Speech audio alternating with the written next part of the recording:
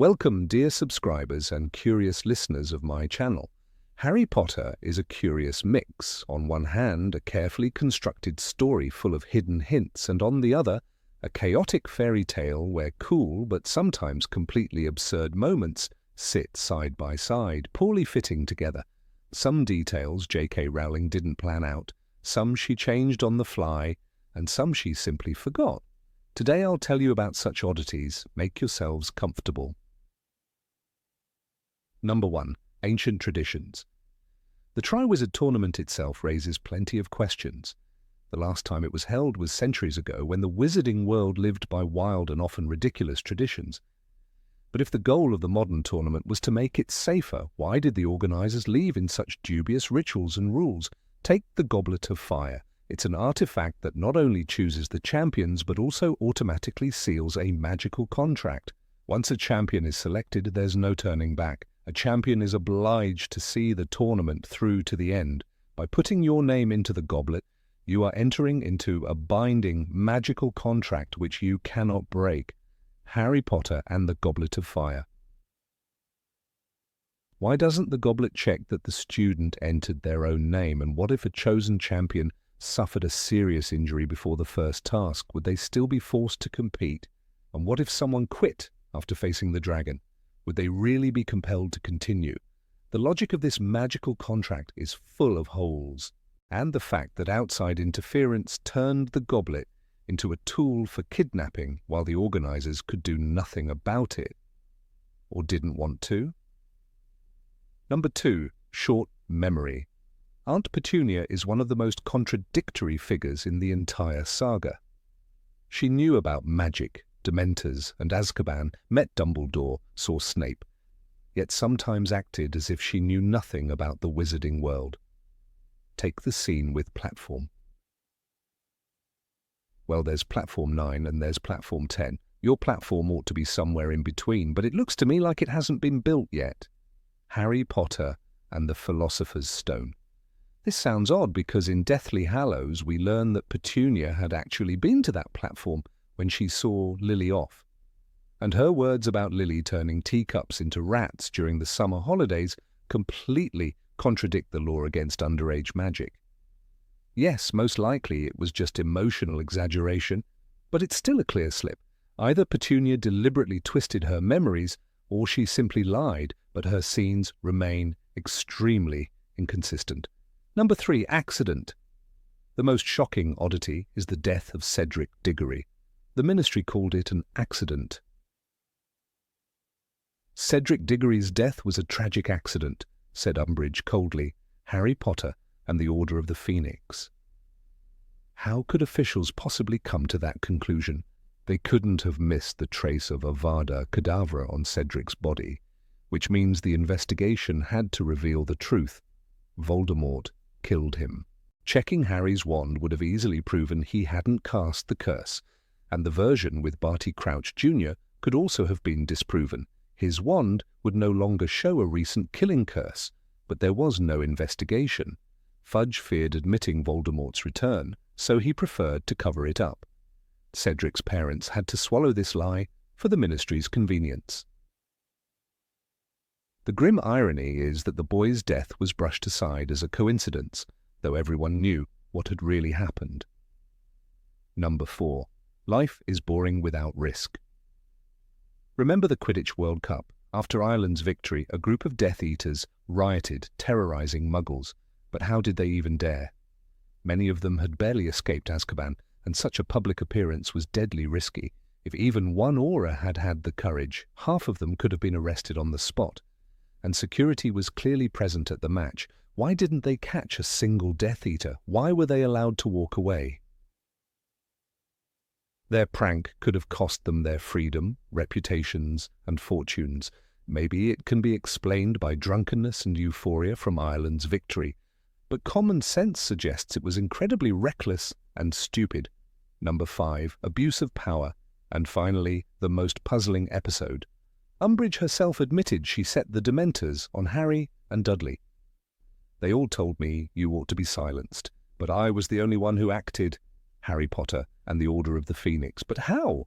Did she fly off to Azkaban and personally negotiate with the Dementors? Or just issue an order? It turns out these creatures feared worse than death, obeyed her directly. So where was the Ministry's oversight? What was the prison's guard doing? The situation remains unexplained, and it's precisely such moments that make the saga both fascinating and contradictory. Number 6, the mystery of the unbroken ring. When Dumbledore slips Marvolo Gaunt's ring onto his finger, the result is immediate and catastrophic. On his hand he was wearing a ring with a cracked black stone, and the curse was spreading up his arm. Harry Potter and the Half-Blood Prince. He is no ordinary wizard. He knows cursed objects, he knows Horcruxes, and yet he allows the trap to spring. Snape later contains the curse, but only enough to delay death. For all his brilliance, Dumbledore has sealed his fate with a single, reckless touch. Why would he do it? The answer may not lie in arrogance, but in longing. The stone set into the ring is the Resurrection Stone, one of the Deathly Hallows. To a man haunted by the death of his sister Ariana, the temptation is unbearable. Dumbledore himself admits it. "I was a fool, Harry. I was such a fool. I thought I was about to see my family again." Harry Potter and the Deathly Hallows. For a heartbeat, he chooses grief over wisdom. And in that moment, the fate of the wizarding world teeters on the weakness of its greatest defender, who risked everything for a glimpse of ghosts. Number 7, where did the auras go? At the Quidditch World Cup, Death Eaters march through the campsite, terrorizing Muggles, and chaos swallows the night. Yet where are the auras? We see Arthur Weasley and a handful of Ministry workers running in panic, but no organized strike force appears. The Ministry of Magic denies that any dark activity took place. Harry Potter and the Order of the Phoenix. Denial replaces action, and the supposed elite defenders of the wizarding world are reduced to shadows on the page. For an institution that claims to uphold law and order, their absence is louder than any spell.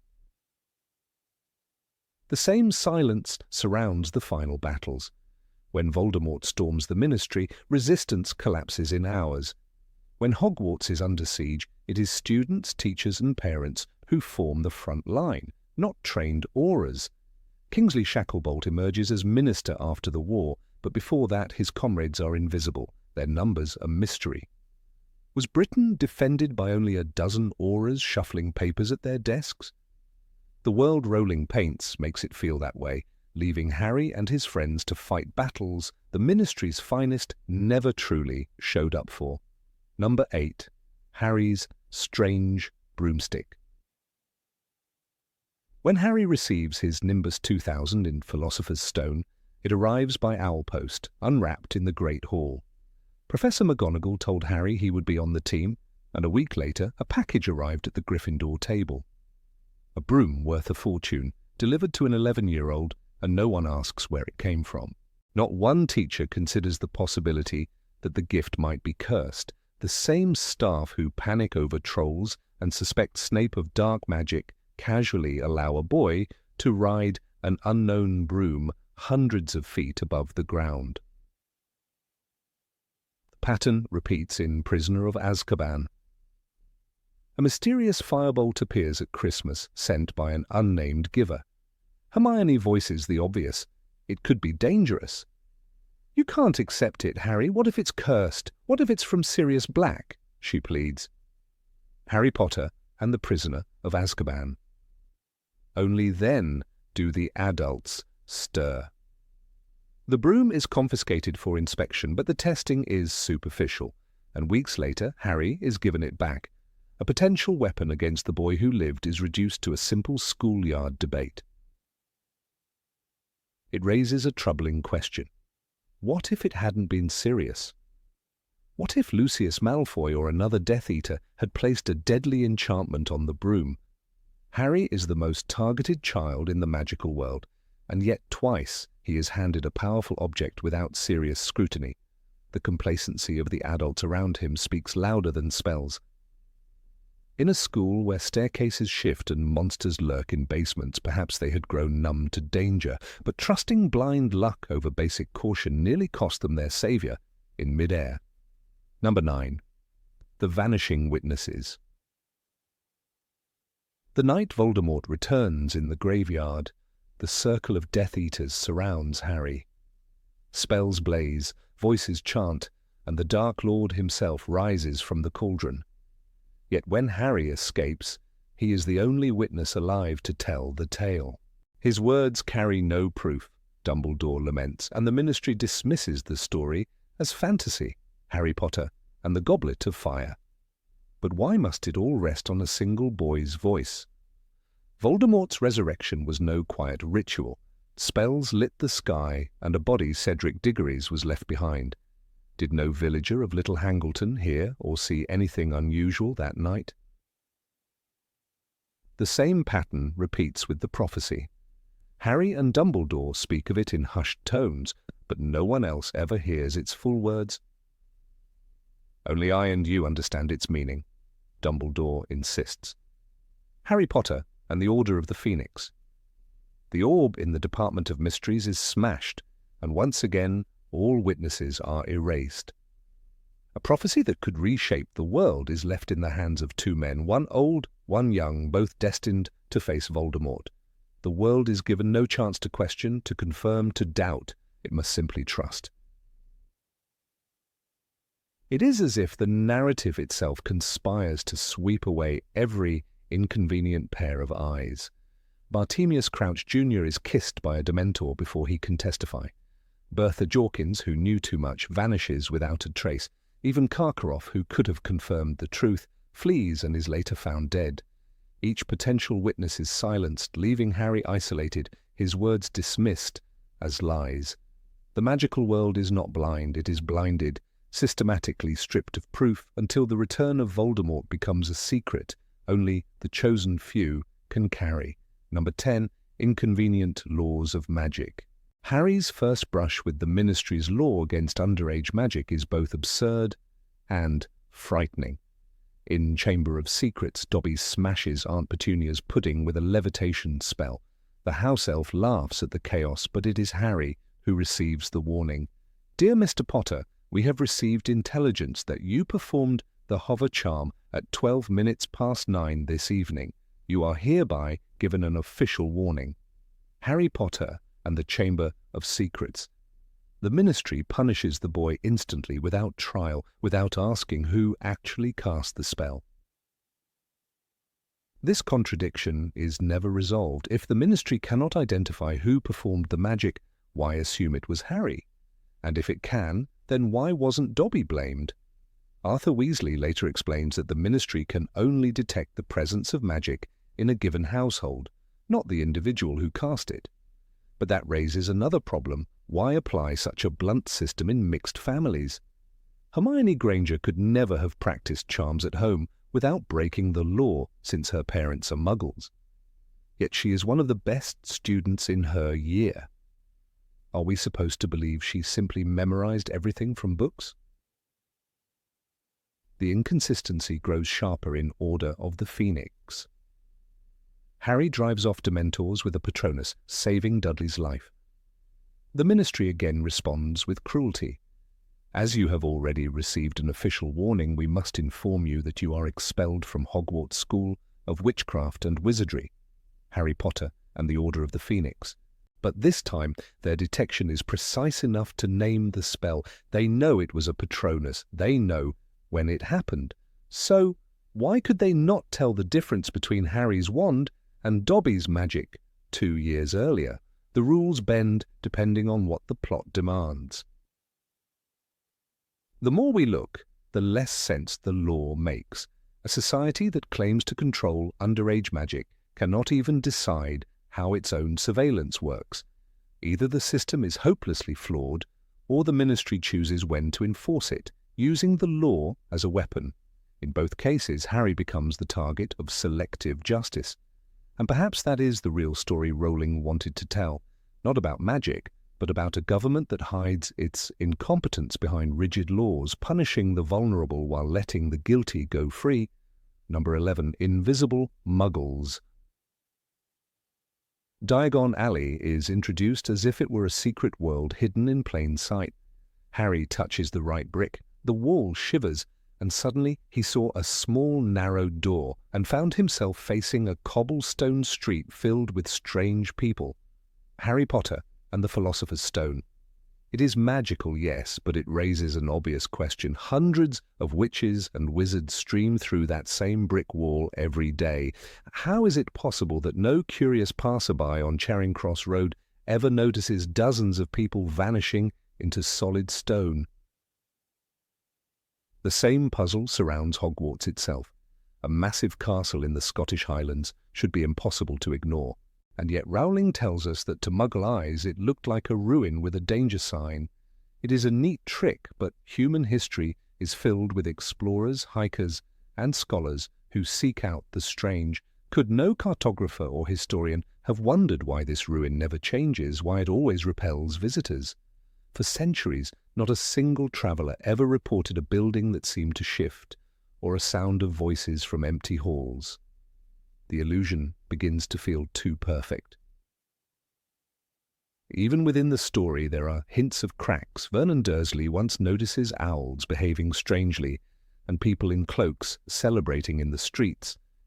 He is bewildered because it is visible to him. If owls flying in daylight can be spotted, why not wizards disappearing into a wall? Why not students streaming every September toward a barrier at King's Cross?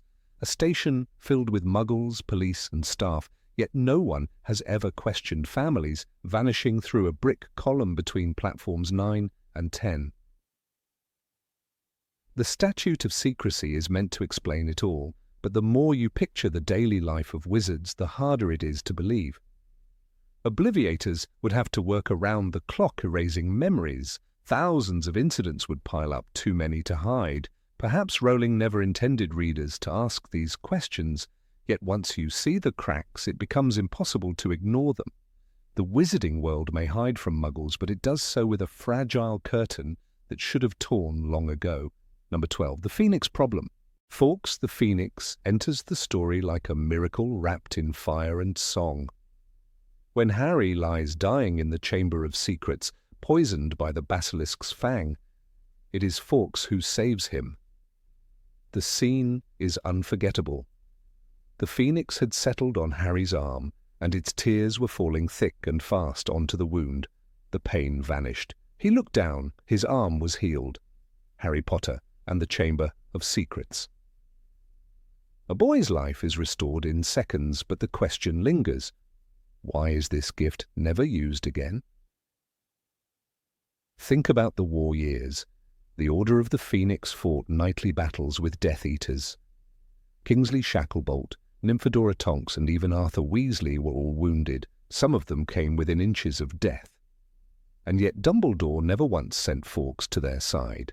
If the bird's tears could neutralize basilisk venom, the deadliest poison in the magical world, then ordinary curses and wounds should have been nothing in comparison. But the phoenix remains perched quietly in the background, appearing only when Harry needs saving.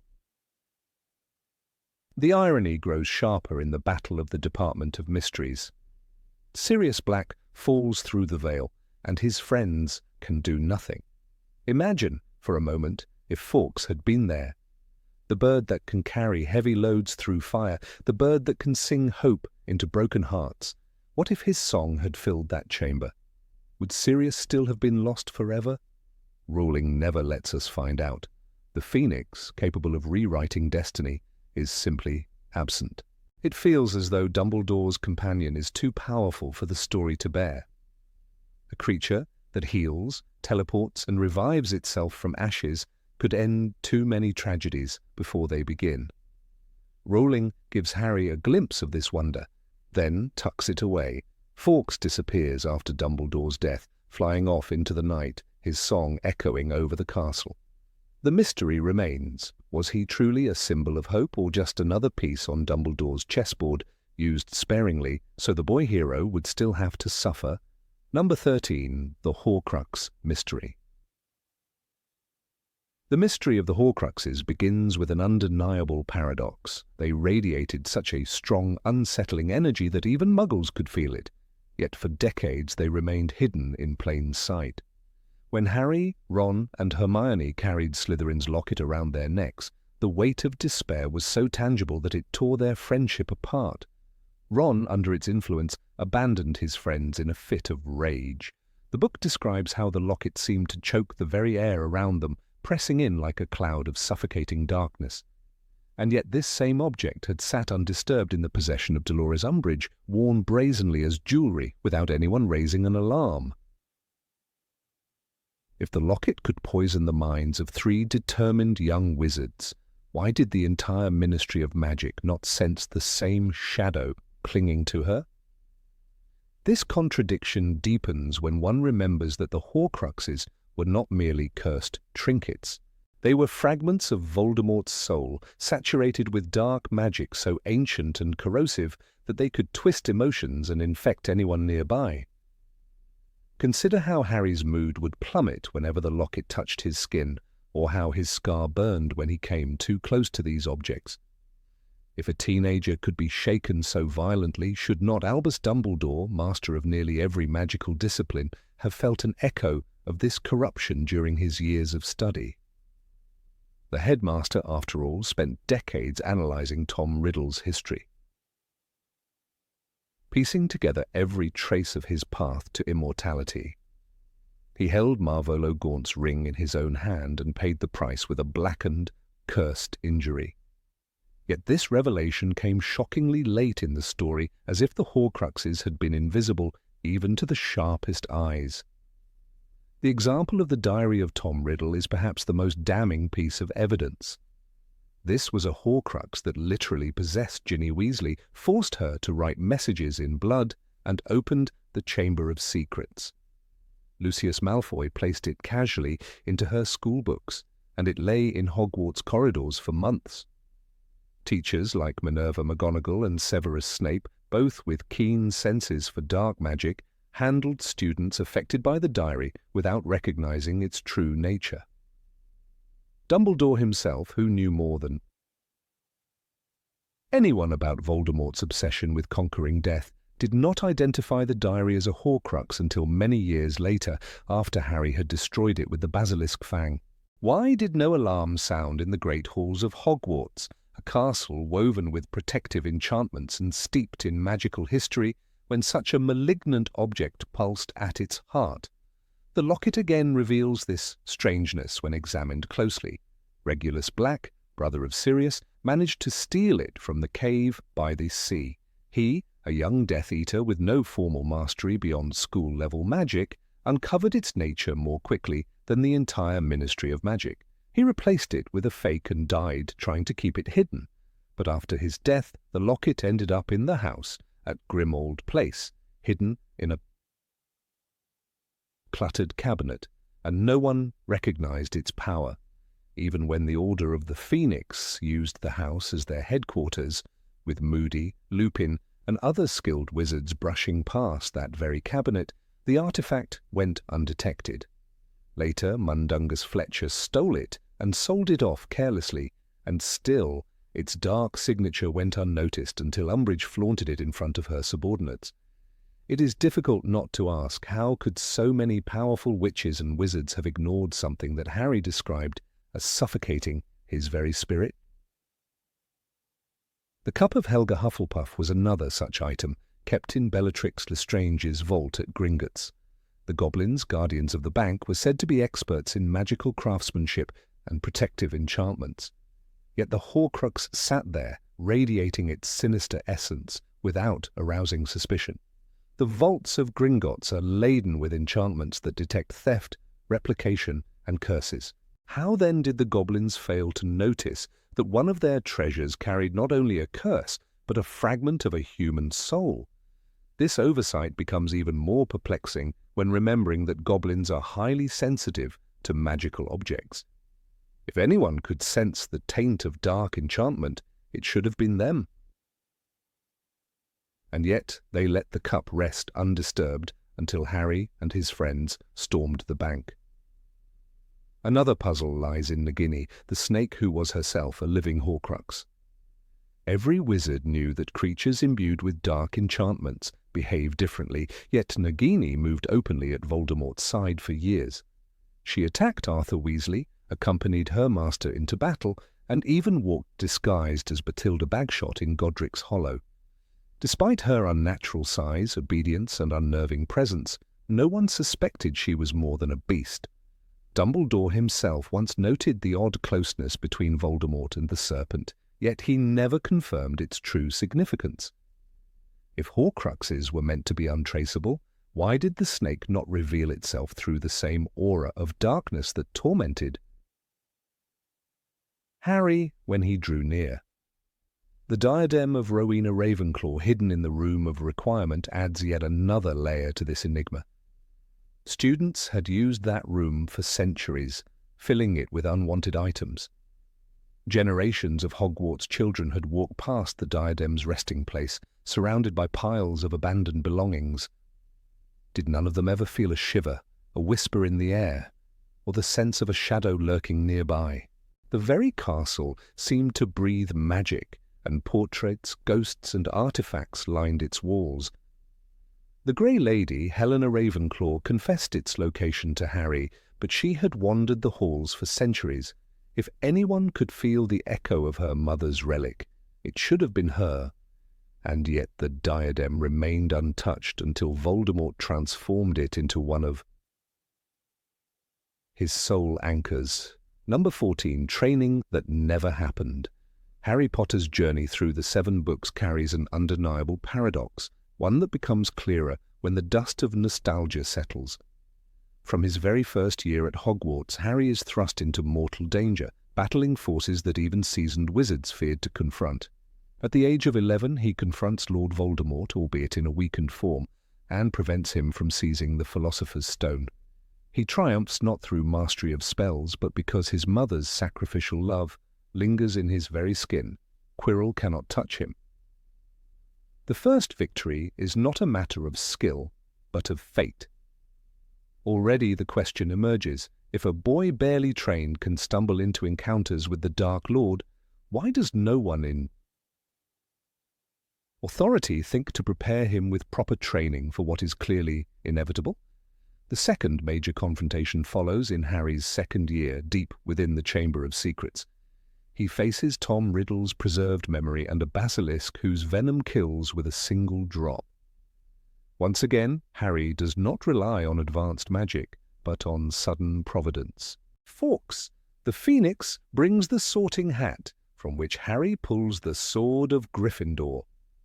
As he himself admits later, he had no idea how to summon such power. It was Dumbledore's enigmatic trust in him, and the hat's judgment that saved him. Harry stabs the serpent almost by instinct.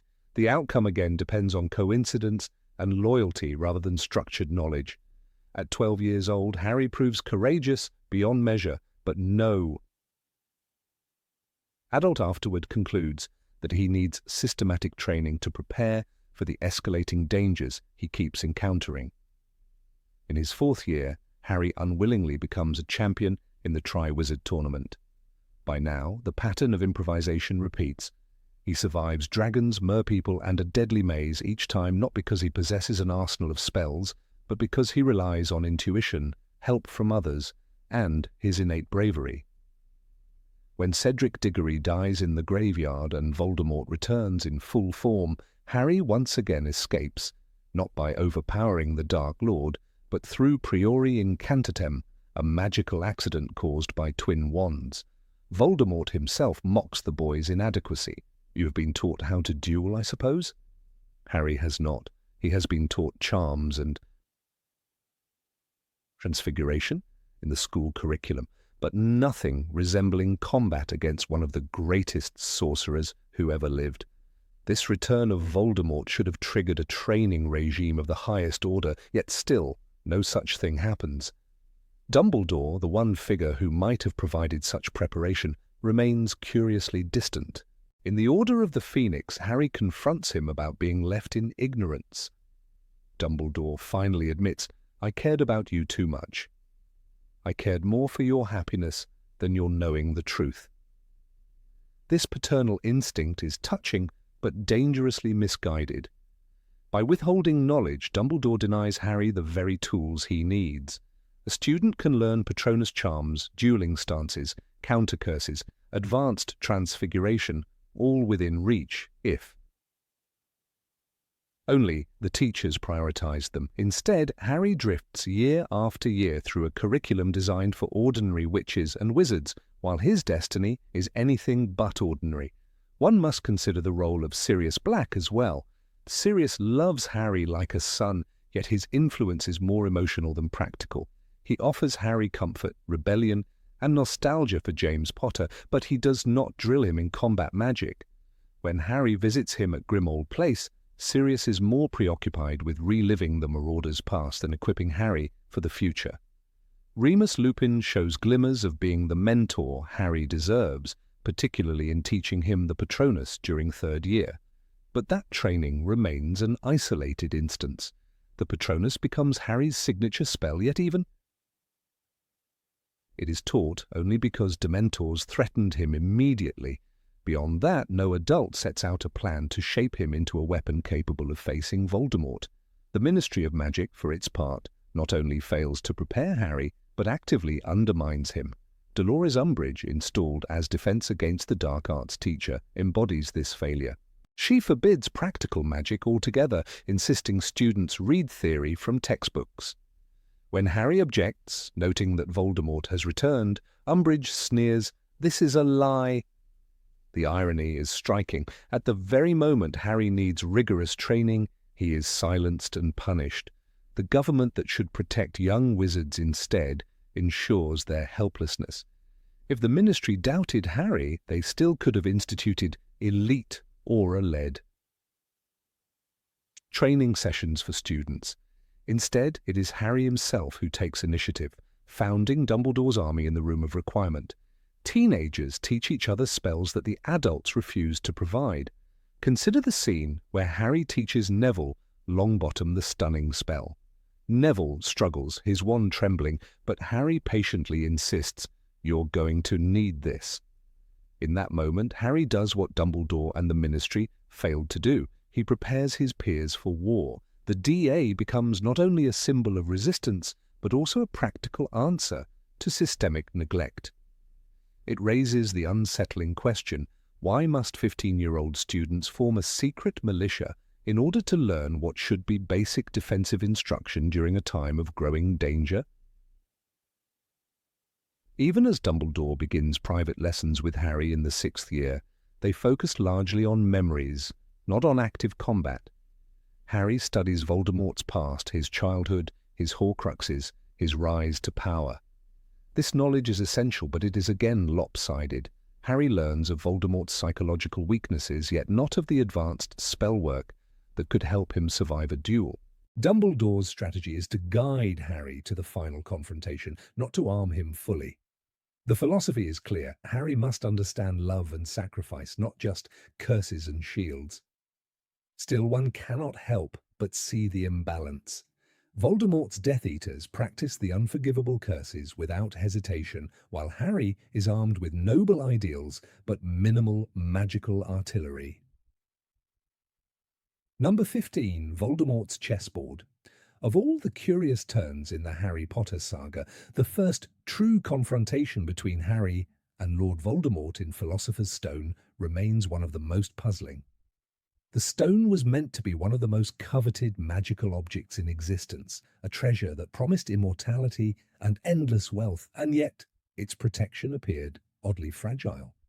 Professors of Hogwarts, some of the most powerful witches and wizards of their generation, joined together to guard it, but the tests they designed could be beaten by 11-year-old students.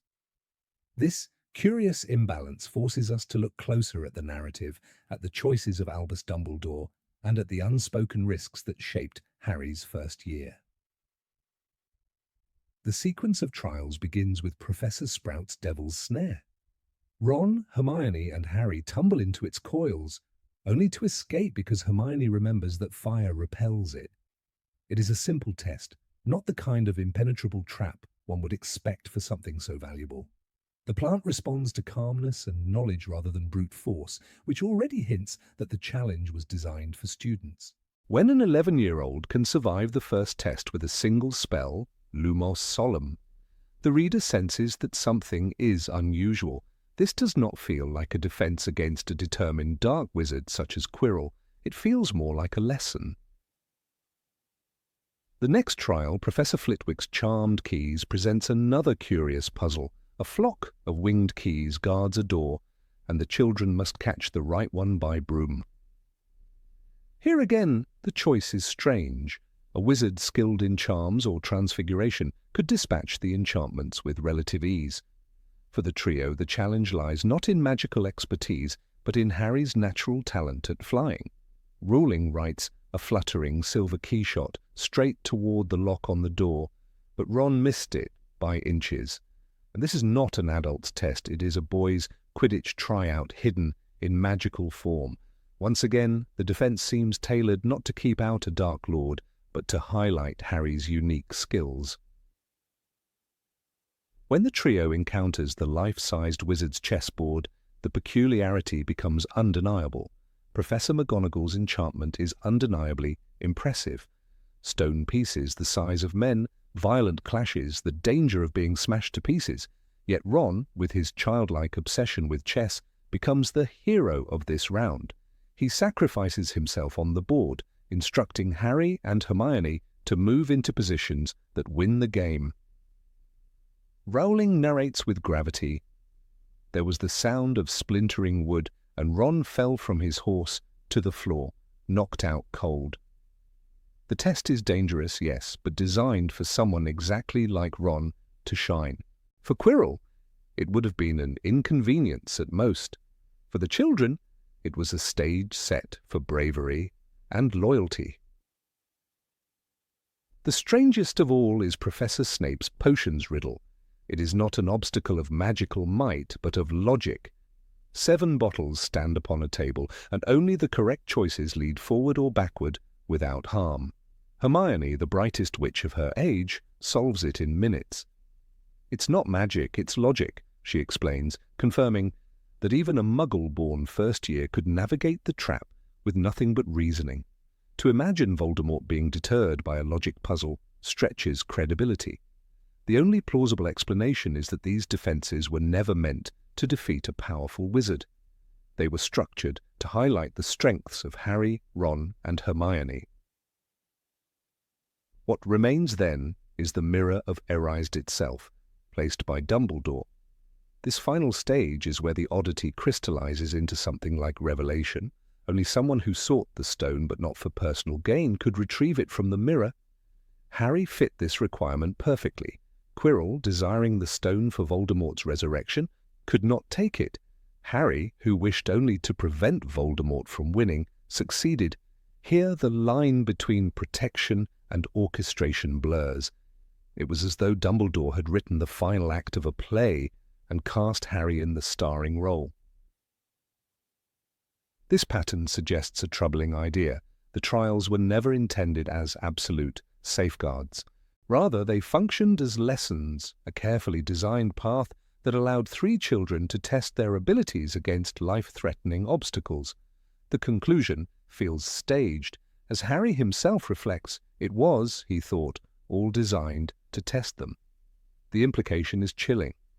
Was Dumbledore willing to risk Voldemort's resurrection just to measure Harry's courage? The narrative weight of the chessboard scene underlines this interpretation. Ron is knocked unconscious, a sacrifice reminiscent of adult heroics, not schoolyard play. It demonstrates loyalty and courage, but does little to explain how it might stop a determined dark wizard. Dumbledore, the one who orchestrated the defenses, knew Voldemort's persistence. He knew that Quirrell was unstable. If he truly wanted to prevent them from reaching the stone, would he have relied on enchanted plants, broomstick flights, chess, and riddles? Far more impenetrable wards existed in the magical world. The inconsistency points us toward intention. There is also the matter of timing. Dumbledore leaves Hogwarts just when the stone is most vulnerable, travelling to the Ministry on a vague errand. The absence ensures that Harry will face Quirrell alone. Was this a coincidence? Or was it a manipulation, a deliberate withdrawal to force Harry into the confrontation? It is almost impossible to ignore the sense that the headmaster allowed the pieces to move into place like the figures on McGonagall's board. The stone was safe only if the right person retrieved it, and Dumbledore knew exactly who that person would be. Number 16. The Strange Portkeys. Of all the mysteries in the Harry Potter saga, the appearance and handling of magical portals, or portkeys, stands as one of the most curious contradictions. In Harry Potter and the Goblet of Fire, J.K. Rowling introduces us to this strange form of magical transportation with remarkable casualness, as if wizards had long relied on it. The Weasleys, Harry, Hermione, Cedric Diggory and his father gather at dawn on a hill, touch an old boot, and in an instant find themselves at the site of the Quidditch World Cup. The moment is described vividly. We used an old boot, and a moment later we were standing on a hill overlooking the stadium. The magic is thrilling, but the simplicity of the spell raises immediate concerns. If any wizard can transform a mundane object into a portkey, then what is to stop a malicious witch or wizard from using the same trick to whisk away unsuspecting children or enemies? The story glosses over this danger, but the risk hangs like a shadow in the background. When Amos Diggory jokes about how shabby the boot looks, the humour conceals a deeper truth. The object is entirely unremarkable, blending into the landscape so that muggles will not suspect it. But here lies the paradox. If portkeys can be disguised as random junk, boots, newspapers, bits of trash, then the wizarding world is scattered with potential traps. Anyone could stumble upon one, touch it by accident and be pulled across the country, or worse, across the world. The reader cannot help but wonder, where is the regulation? Surely the Ministry of Magic, which worries about even the smallest breach of secrecy, would not allow enchanted objects to be left lying in fields, open to muggle interference and childlike curiosity. The entire system seems precarious, a recipe for chaos. Rowling portrays Arthur Weasley as calm, even cheerful, about the journey. His position at the ministry should have made him sensitive to the dangers, yet he barely blinks at the risks involved. The story tells us that portkeys are authorized for the Quidditch World Cup to control the massive influx of witches and wizards. This explanation gives some structure. Only the ministry could set them up. Yet the mechanics of the spell remain confusing. Arthur does not create the portkey himself. He knows where to find it, as if the ministry has hidden them around the country. But the impression is left that creating such an object is not particularly difficult, contradiction that grows as the series continues. In later books, portkeys suddenly become rare, tightly controlled, and requiring ministry approval. The inconsistency is striking. In the same novel, Albus Dumbledore turns the Triwizard Cup into a portkey. His mastery makes sense. He is a great wizard. But the speed and ease with which he does it undermines the supposed regulation. If a headmaster of Hogwarts can create a portkey in the middle of a crisis, why would other skilled wizards not exploit the same ability for sinister ends?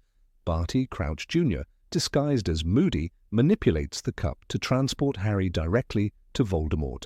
This sinister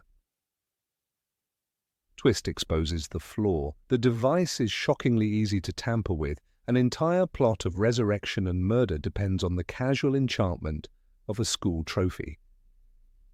Readers are forced to ask themselves why such a dangerous magical tool is left without stricter controls, especially in a world that fears dark wizards at every turn. Consider the broader picture of magical transportation. Floo powder is messy but regulated. Fireplaces need to be connected to the network, and the ministry monitors usage. Apparition is dangerous, with lessons, licenses, and even warnings about splinching, but portkeys, they lack the same framework. We never read about licenses or exams, only vague statements that they must be authorized. The inconsistency becomes glaring in Order of the Phoenix, when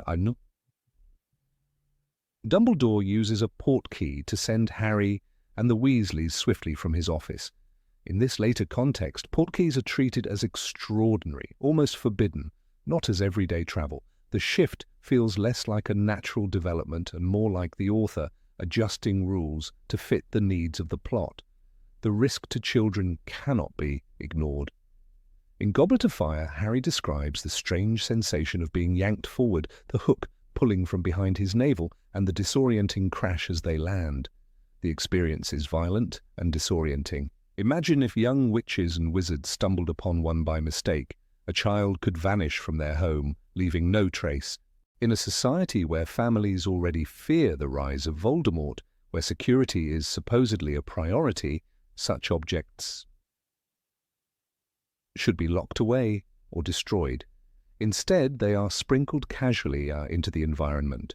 Rowling's description makes them sound like common magical tools, lying on hillsides and abandoned moors, waiting to be discovered. This alone makes the reader pause and wonder if the magical government is as competent as it pretends. The Ministry's relationship with transportation magic often reveals deeper flaws in its bureaucracy. In Chamber of Secrets, the Ministry already faces embarrassment when the enchanted car is spotted by muggles. In Prisoner of Azkaban, the night bus serves as a chaotic safety net for stranded wizards, a last resort rather than an organized service. By the time we reach Goblet of Fire, the portkey seems to be just another sloppy patch in the system. The Ministry's lack of foresight in managing them mirrors its broader inability to control Voldemort's rise. Perhaps Rowling is suggesting through these inconsistencies that the wizarding government is fundamentally flawed, unable to protect its people, even from its own magical inventions. Yet one must consider Dumbledore's perspective.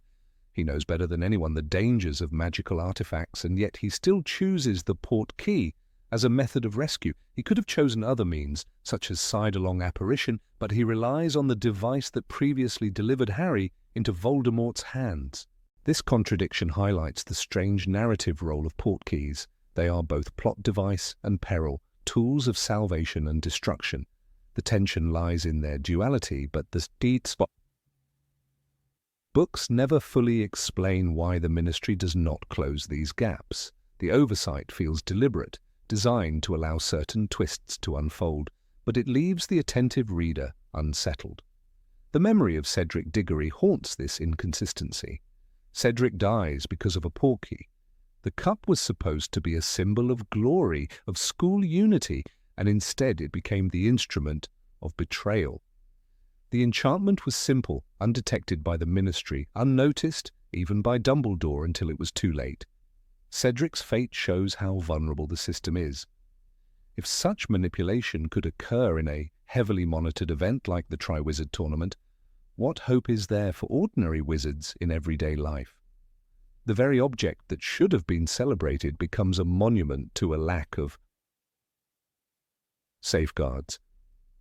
Hermione, usually the voice of reason, never questions the danger of portkeys.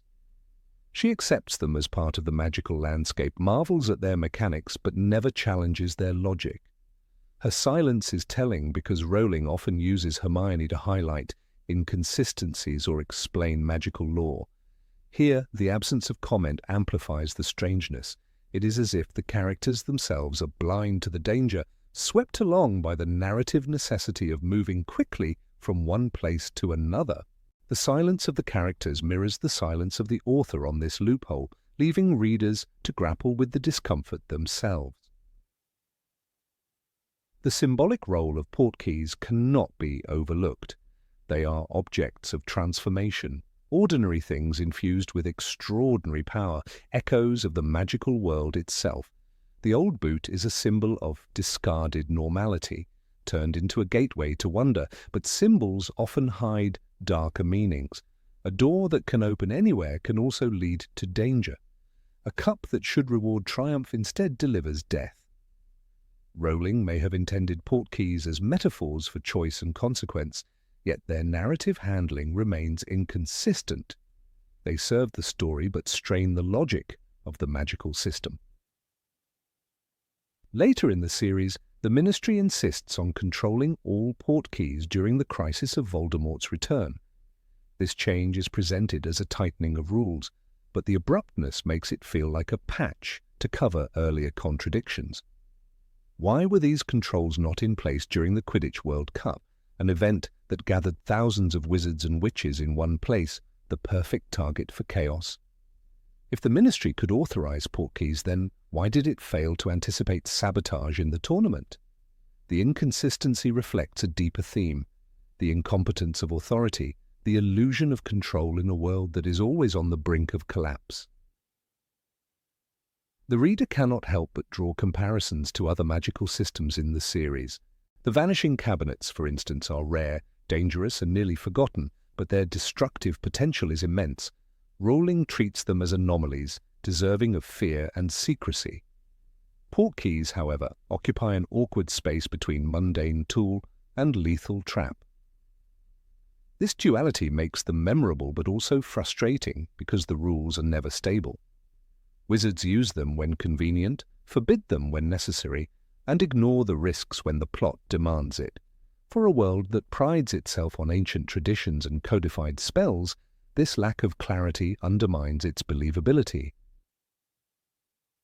The mystery of the portkeys leaves readers unsettled long after finishing the books. They remind us of the fragility of the wizarding system, the gaps in its laws, and the dangers of magic that is too easily bent to darker purposes. They raise uncomfortable questions. Who controls the gates between places? Who ensures that power is not abused? And why, in a society so fearful of secrecy, does such a loophole remain wide open? Rowling never gives clear answers, and perhaps that silence is intentional. But for readers who notice the details, the portkey remains a troubling enigma, a portal not only through space but into the unsettling gaps in the logic of the magical world. Number 17. Powerless Teachers. Under the candlelit ceilings of Hogwarts, the school is described as the safest place for young witches and wizards, a fortress of learning guarded by some of the greatest magical minds of their time. Yet every major crisis in the series leaves one with a haunting impression. The teachers, those who should be paragons of magical strength and wisdom, seem strangely ineffective. The students, not the masters of the craft, end up unraveling the mysteries, saving lives and facing dangers far beyond their years. The paradox lies at the heart of the story, raising the unsettling question of whether Hogwarts is a place of protection or merely the illusion of safety built on the fragile authority of adults who cannot act decisively when true danger comes. Consider the Chamber of Secrets, the year when a monstrous threat prowled the castle halls and petrified students one after another. The professors gathered in hushed meetings, searching in books and making anxious announcements, but their solutions never went beyond sending pupils back to their dormitories. The fear in the castle grew, yet no one, not even Dumbledore, who supposedly knew the school better than anyone alive, could determine that a basilisk slithered within the hidden chamber. The creature's method of attack was almost spelled out. Victims were not dead, but petrified, their eyes wide open in terror, always near water or mirrors. The trail was clear to a curious mind, yet the combined staff, including Severus Snape, Minerva McGonagall, and Phileas Flitwick, each considered a dueling master, remained in the dark. It was Hermione Granger, a 12-year-old, who pieced together the truth with a note scribbled in her hand, not the professors who taught her. The helplessness was not just about identifying the threat, it extended to how they responded. When Ginny Weasley vanished into the chamber, what was the official reaction? The teachers stood in their panic-stricken circle, declaring the worst and preparing to close the school. The Chamber of Secrets has indeed been opened again, McGonagall admitted with despair, but beyond summoning Lockhart to act, a man everyone knew to be incompetent, they had no plan. It was Harry and Ron, second-year boys who went underground, confronted a 1,000-year-old serpent, and brought Ginny back alive. The adults remained upstairs powerless, their role reduced to frightened guardians repeating the same line, "Students, return to your dormitories." Another example comes years later with Sirius Black's supposed infiltration of the castle. An escaped convict, said to be the most dangerous follower of Voldemort, managed to slash the fat lady's portrait and wander the grounds. The teachers responded with security measures, posting patrols and performing extra enchantments, but the result was chillingly ineffective. Despite charms and constant watchfulness, Sirius entered Gryffindor Tower again as standing over Ron Weasley in the dead of night. The staff, despite their vigilance, never detected him. The only reason Harry and his friends survived was luck, not protection. How could the finest witches and wizards in Britain fail to secure their own castle? Even more embarrassing is the long-hidden secret of Peter Pettigrew. For 12 years, the man who betrayed James and Lily Potter lived as Scabbers the Rat, scuttling across Gryffindor's dormitories and sitting at the breakfast table with hundreds of magical minds. Animagi are rare, but surely not so rare that no professor thought to investigate a strangely long-lived pet who belonged to a Weasley child. McGonagall herself was an animagus and taught transfiguration, yet she never noticed. Dumbledore, who was said to see through disguises and lies, was blind to Pettigrew's existence. Under his very nose. It was not professors, but students who uncovered the truth in the Shrieking Shack, and again children carried the burden of justice. Perhaps the most striking illustration of this impotence comes during the Triwizard Tournament. Danger was expected in the tasks, but no one anticipated the tournament itself to be manipulated by Voldemort's loyal servant. Mad-Eye Moody, one of the most famous Aurors, was replaced by Barty Crouch Jr., and not a single professor suspected the deception. A man who drank Polyjuice Potion daily, a man whose behavior was erratic and whose teaching methods were brutal, fooled them all. Dumbledore, whose judgment was described as legendary, welcomed him, never guessing that he was preparing Harry for slaughter in the graveyard. It was only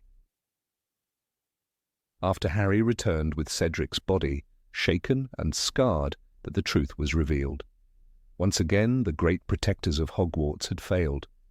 Even in the first book, when Voldemort hid within Professor Quirrell, the staff proved incapable of detecting him. They created obstacles to guard the Philosopher's Stone, but the defences were crafted in such a way that a trio of 11-year-olds could bypass them one after another.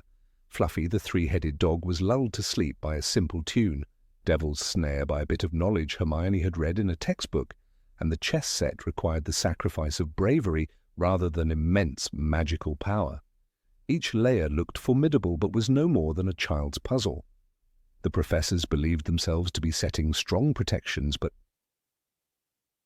in the end, it was Harry who faced the enemy directly. What makes the picture darker is that these teachers are not portrayed as weak in ordinary settings. Snape is feared as a master of the dark arts. McGonagall is an animagus and brilliant transfiguration expert. Flitwick, a former dueling champion. Yet when crises appear, their strength fades. They never lead the charge against the basilisk, never uncover Pettigrew's disguise, never question Moody's identity. Instead, they step aside, whether by hesitation, blindness, or misplaced trust, leaving their students exposed to mortal peril. It is tempting to excuse this by saying the story centers on Harry, and therefore the children must act. But even within the narrative, the helplessness is emphasized. McGonagall sends children to bed with stern warnings while panic swirls. Dumbledore disappears at crucial times, leaving only cryptic guidance. Hagrid, brave though he is, adds confusion rather than clarity.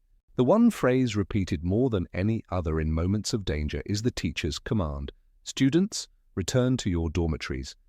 It is an admission of retreat, of having no strategy beyond hiding the vulnerable and hoping the danger passes. During the Battle of Hogwarts, when the staff finally rises to defend the school, their courage shines, yet even here the students fight shoulder to shoulder with them. McGonagall animates the suits of armour, Flitwick duels Death Eaters, Sprout throws plants into the fray, but Harry, Ron, Hermione, and even younger pupils like Neville Longbottom take equal risks. The line between teacher and student dissolves, and one realizes how unprotected the children have been all along. The professors, for all their knowledge, are not defenders but merely fellow combatants, struggling against the same darkness with no greater foresight or strength. The fragility of Hogwarts' guardianship makes one reevaluate the supposed safety of the castle. In the Chamber of Secrets, the staff had no clue where the monster came from. In Prisoner of Azkaban, they failed to stop Sirius or uncover Pettigrew. In Goblet of Fire, they allowed an impostor to manipulate the Triwizard Tournament. In Philosopher's Stone, they set up defenses that children could pass. The pattern is unmistakable. Hogwarts is a place where the illusions of safety are thick, but the reality is that children constantly fight battles alone. This pattern of adult failure may be intentional, a literary device to force young characters into the spotlight. Yet, in-universe, it creates a troubling narrative about the teachers themselves. Are they blinded by tradition, unable to believe danger could stalk their school? Or are they genuinely less capable than their reputations suggest, more scholars than warriors, more caretakers than heroes? Snape's brilliance lies in brewing potions, McGonagall's in her classroom discipline, Flitwick's in charms, but none of these skills manifest as true leadership in crisis. Perhaps the most haunting element is Dumbledore's role. He is portrayed as the greatest wizard alive, yet his pattern is absence and cryptic silence. He leaves the basilisk to run rampant, allows Quirrell to linger, trusts Moody without proof, and never questions Scabbers. He offers guidance only after the children risk their lives. His strategy seems to be letting the young face danger in order to grow, but the morality of such decisions is dubious. The man who should be their shield instead becomes a distant orchestrator, watching as children stumble into the jaws of death and come out changed forever. The irony of Hogwarts lies in the dissonance between image and reality. It is hailed as a sanctuary, the fortress where Voldemort himself cannot enter, guarded by professors of unmatched talent. Yet the narrative exposes cracks at every turn, and in those cracks the truth emerges. The safety of Hogwarts rests not on the teachers, but on the courage of its students. This strangeness in the story may be overlooked by readers caught up in the magic and adventure, but when revisited with clear eyes, it becomes one of the most striking contradictions of the entire saga. Number 18. Magic that disappears. Magic in the Harry Potter universe is introduced to us as something close to limitless, a force capable of bending reality, healing wounds, and moving objects with a flick of the wand. Early in Harry Potter and the Philosopher's Stone, the spell Alohomora becomes a perfect example of this apparent simplicity. Hermione Granger uses it with ease to unlock a door described in the text as Alohomora. The lock clicked and the door swung open. This moment sets up an expectation for readers. Doors, locks, and barriers are nothing in the face of wizardry.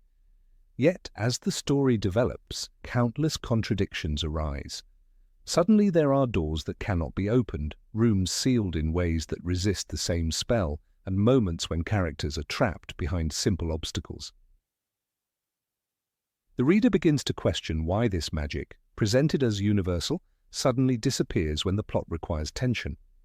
When Harry, Ron, and Hermione find themselves in the Forbidden Corridor, guarding the trapdoor to the Philosopher's Stone, they encounter a locked door before meeting Fluffy. One would expect Hermione, with her quick mastery of Alohomora, to repeat her earlier trick. Yet the narrative ignores this possibility, and the trio instead focus on avoiding the caretaker, Argus Filch, and his cat. It seems as if the charm that once made obstacles vanish with elegance is temporarily forgotten. The inconsistency stands out because the magical world has been carefully built with rules, yet those rules bend whenever danger or suspense is needed. This selective application of magical strength forces the reader to ask whether the characters have forgotten their abilities, or whether Rowling herself is deliberately reshaping the power of magic to fit dramatic needs. The contradictions only grow sharper as the series progresses. In Harry Potter and the Chamber of Secrets, the same spell is rendered ineffective. Harry and Ron try to reach the Slytherin common room, but realize that enchanted barriers and secret doors cannot be bypassed with a simple, unlocking charm. Here, Rowling establishes the idea that magic is not absolute but conditional, with layers of complexity. Yet the issue lies in how unevenly these conditions appear. Why should one door respond to a schoolgirl's charm while another, in the same castle, remains resolutely sealed? The explanation is rarely offered. Instead, readers are left to patch the logic themselves, attributing it to stronger enchantments, though the text itself does not clarify. One of the clearest examples of magic losing its strength for narrative tension occurs in Harry Potter and the Prisoner of Azkaban. During the climactic chase across the grounds, the trio struggle to prevent Sirius Black and Remus Lupin from harming each other. The shrieking shack and the tunnel leading to it pose physical challenges, and once again the potential of Alohomora fades into silence. If spells could open doors and shift barriers so easily, then why rely on brute force or frantic running? The reason becomes clear when one examines Rowling's storytelling. Danger must remain tangible, and if magic always worked flawlessly, suspense would die instantly. Dumbledore himself exemplifies the paradox of magical strength. He is portrayed as the most powerful wizard alive, able to conjure food, create firestorms, and command respect with nothing but his presence. Yet even Dumbledore allows himself to be trapped or delayed by circumstances that lesser magic might overcome. In Harry Potter and the Half-Blood Prince, when he and Harry search for the Horcrux inside the cave, the enchanted entrance demands blood sacrifice rather than magical skill. The text emphasizes Dumbledore's words, "It has to be blood." The scene delivers an emotional punch, showing the vulnerability of even the greatest wizard, but it also highlights the strange fragility of magic, where ancient enchantments suddenly trump all. Other spells, forcing physical suffering where once a wand flick might suffice. Consider also Harry Potter and the Order of the Phoenix. When the students are trapped inside the Department of Mysteries, surrounded by locked doors leading to dangerous rooms, Alohomora is never their solution. Hermione, the cleverest witch of her age, does not even attempt it. The doors resist, spinning on their hinges and closing tightly again. The story insists that these locks are beyond ordinary magic. Yet the scene contrasts starkly with the innocence of the first book, when the same spell had been enough to make Harry gape at Hermione's brilliance. What was once child's play becomes, without explanation, impossible. The duel between Harry and Voldemort in the graveyard during Harry Potter and the Goblet of Fire intensifies this oddity. Here, magic is portrayed as immensely powerful, with killing curses flying, golden beams connecting wands, and echoes of the dead emerging from Voldemort's wand. But moments before this spectacle, Harry struggled to resist ropes conjured by Pettigrew, ropes that might have been undone by the very unlocking spell he had learned years earlier. The juxtaposition between cosmic forces and flimsy ropes that hold the protagonist emphasizes the shifting ground on which Rowling builds magical power. It grows vast and terrifying, then shrinks to impotence, depending entirely on the mood of the narrative. Even the Ministry of Magic reveals contradictions. During the hearing in Harry Potter and the Order of the Phoenix, Harry is accused of breaking the law by using the Patronus charm. Here, magic is considered dangerous, uncontrollable, and worthy of legal scrutiny. Yet when the students practice spells in the DA, they discover that basic hexes and jinxes sometimes fail spectacularly. Neville struggles with simple disarming spells, while others forget incantations altogether. This inconsistency conveys realism in a classroom, but also undermines the earlier vision of magic as an omnipotent force. If students can forget words and fail gestures, then perhaps magic is not infinite but fragile, resting on human error. Still, that fragility disappears when the plot requires Harry to perform miracles under pressure, suggesting the rules themselves shift with the turning of the page. The Triwizard Tournament underscores this narrative instability. In the first task, Harry summons his broom with Accio Firebolt, and soars into the sky to escape a dragon. The spell works perfectly even across great distances, yet later, when he and Cedric face the maze, the same logic falters. Magical creatures, shifting hedges, and enchantments resist the use of simple charms. Why does the summoning spell not solve every problem? The silence around these inconsistencies grows louder with each challenge. The story demands uncertainty, but the magical system bends, breaks, and reforms itself as necessary. In Harry Potter and the Deathly Hallows, the inconsistencies reach their peak. The trio spends chapters hiding in forests, cold and hungry, as though the magic that once filled feasts in the Great Hall or produced endless supplies of food has abandoned them. Hermione can carry an entire library in a beaded bag, yet she cannot conjure meals without limitation. The explanation, buried in earlier lore, is that food cannot be created, only summoned or transformed. Still, the sharp difference between school banquets and the bleak campsites drives home how magic waxes and wanes to maintain suspense. Readers are meant to feel the trio's vulnerability, though the logic of the world sometimes strains to justify it. The protective enchantments on Grimmauld Place provide another striking example. The Fidelius charm makes the house invisible to outsiders, a spell of staggering power. Yet inside, the characters often rely on mundane locks and passwords to secure rooms. If such overwhelming protection exists, why maintain fragile, ordinary defenses? The layering of magical strength with trivial barriers feels less like consistent world-building and more like a shifting stage set designed for drama. Rowling occasionally hints at reasons for these fluctuations. Some locks are magically sealed, others enchanted against opening spells. But these explanations arrive after the fact, patching holes rather than laying a stable foundation. For instance, in Chamber of Secrets, the entrance to the chamber requires Parseltongue, an ability rarer than any spell. Here, magic is less about universal power and more about unique conditions. The inconsistency remains, however, because the earlier books taught readers that magic was quick, elegant, and efficient. Now it has become selective and temperamental, revealing the hand of the storyteller adjusting the rules. The ultimate duel at Hogwarts in Deathly Hallows crystallizes the theme. Harry faces Voldemort surrounded by chaos, with spells shattering stone and defenders falling around him. Magic is immense, apocalyptic, almost divine. Yet the climax resolves not through a spectacular spell, but through wand ownership, a subtle trick of loyalty. The Elder Wand backfires, Voldemort dies, and the greatest battle in wizarding history concludes with a quiet twist of rules.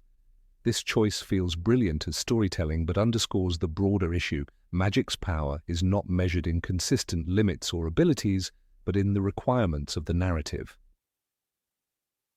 The strange truth of the Harry Potter series is that magic never holds steady. It can be a child's toy, a cosmic weapon, or a useless trick, depending on what the story demands. The unlocking spell that once made children gasp with wonder becomes a forgotten relic when great attention is required. Doors once fell open to a whisper, but later became impassable even to seasoned witches. These fluctuations reveal a deeper pattern. The power of magic is less about internal logic and more about the shifting weight of narrative necessity. In that sense, the greatest spell Rowling casts is not within the story at all, but over the reader, who continues to believe in a system that changes shape with every chapter, never questioning too deeply until the final page is turned. Number 19. Hogwarts and Safety. Of all the mysteries within J.K. Rowling's saga, perhaps the most unsettling is not the darkness of Lord Voldemort, but the peculiar indifference to safety within Hogwarts itself.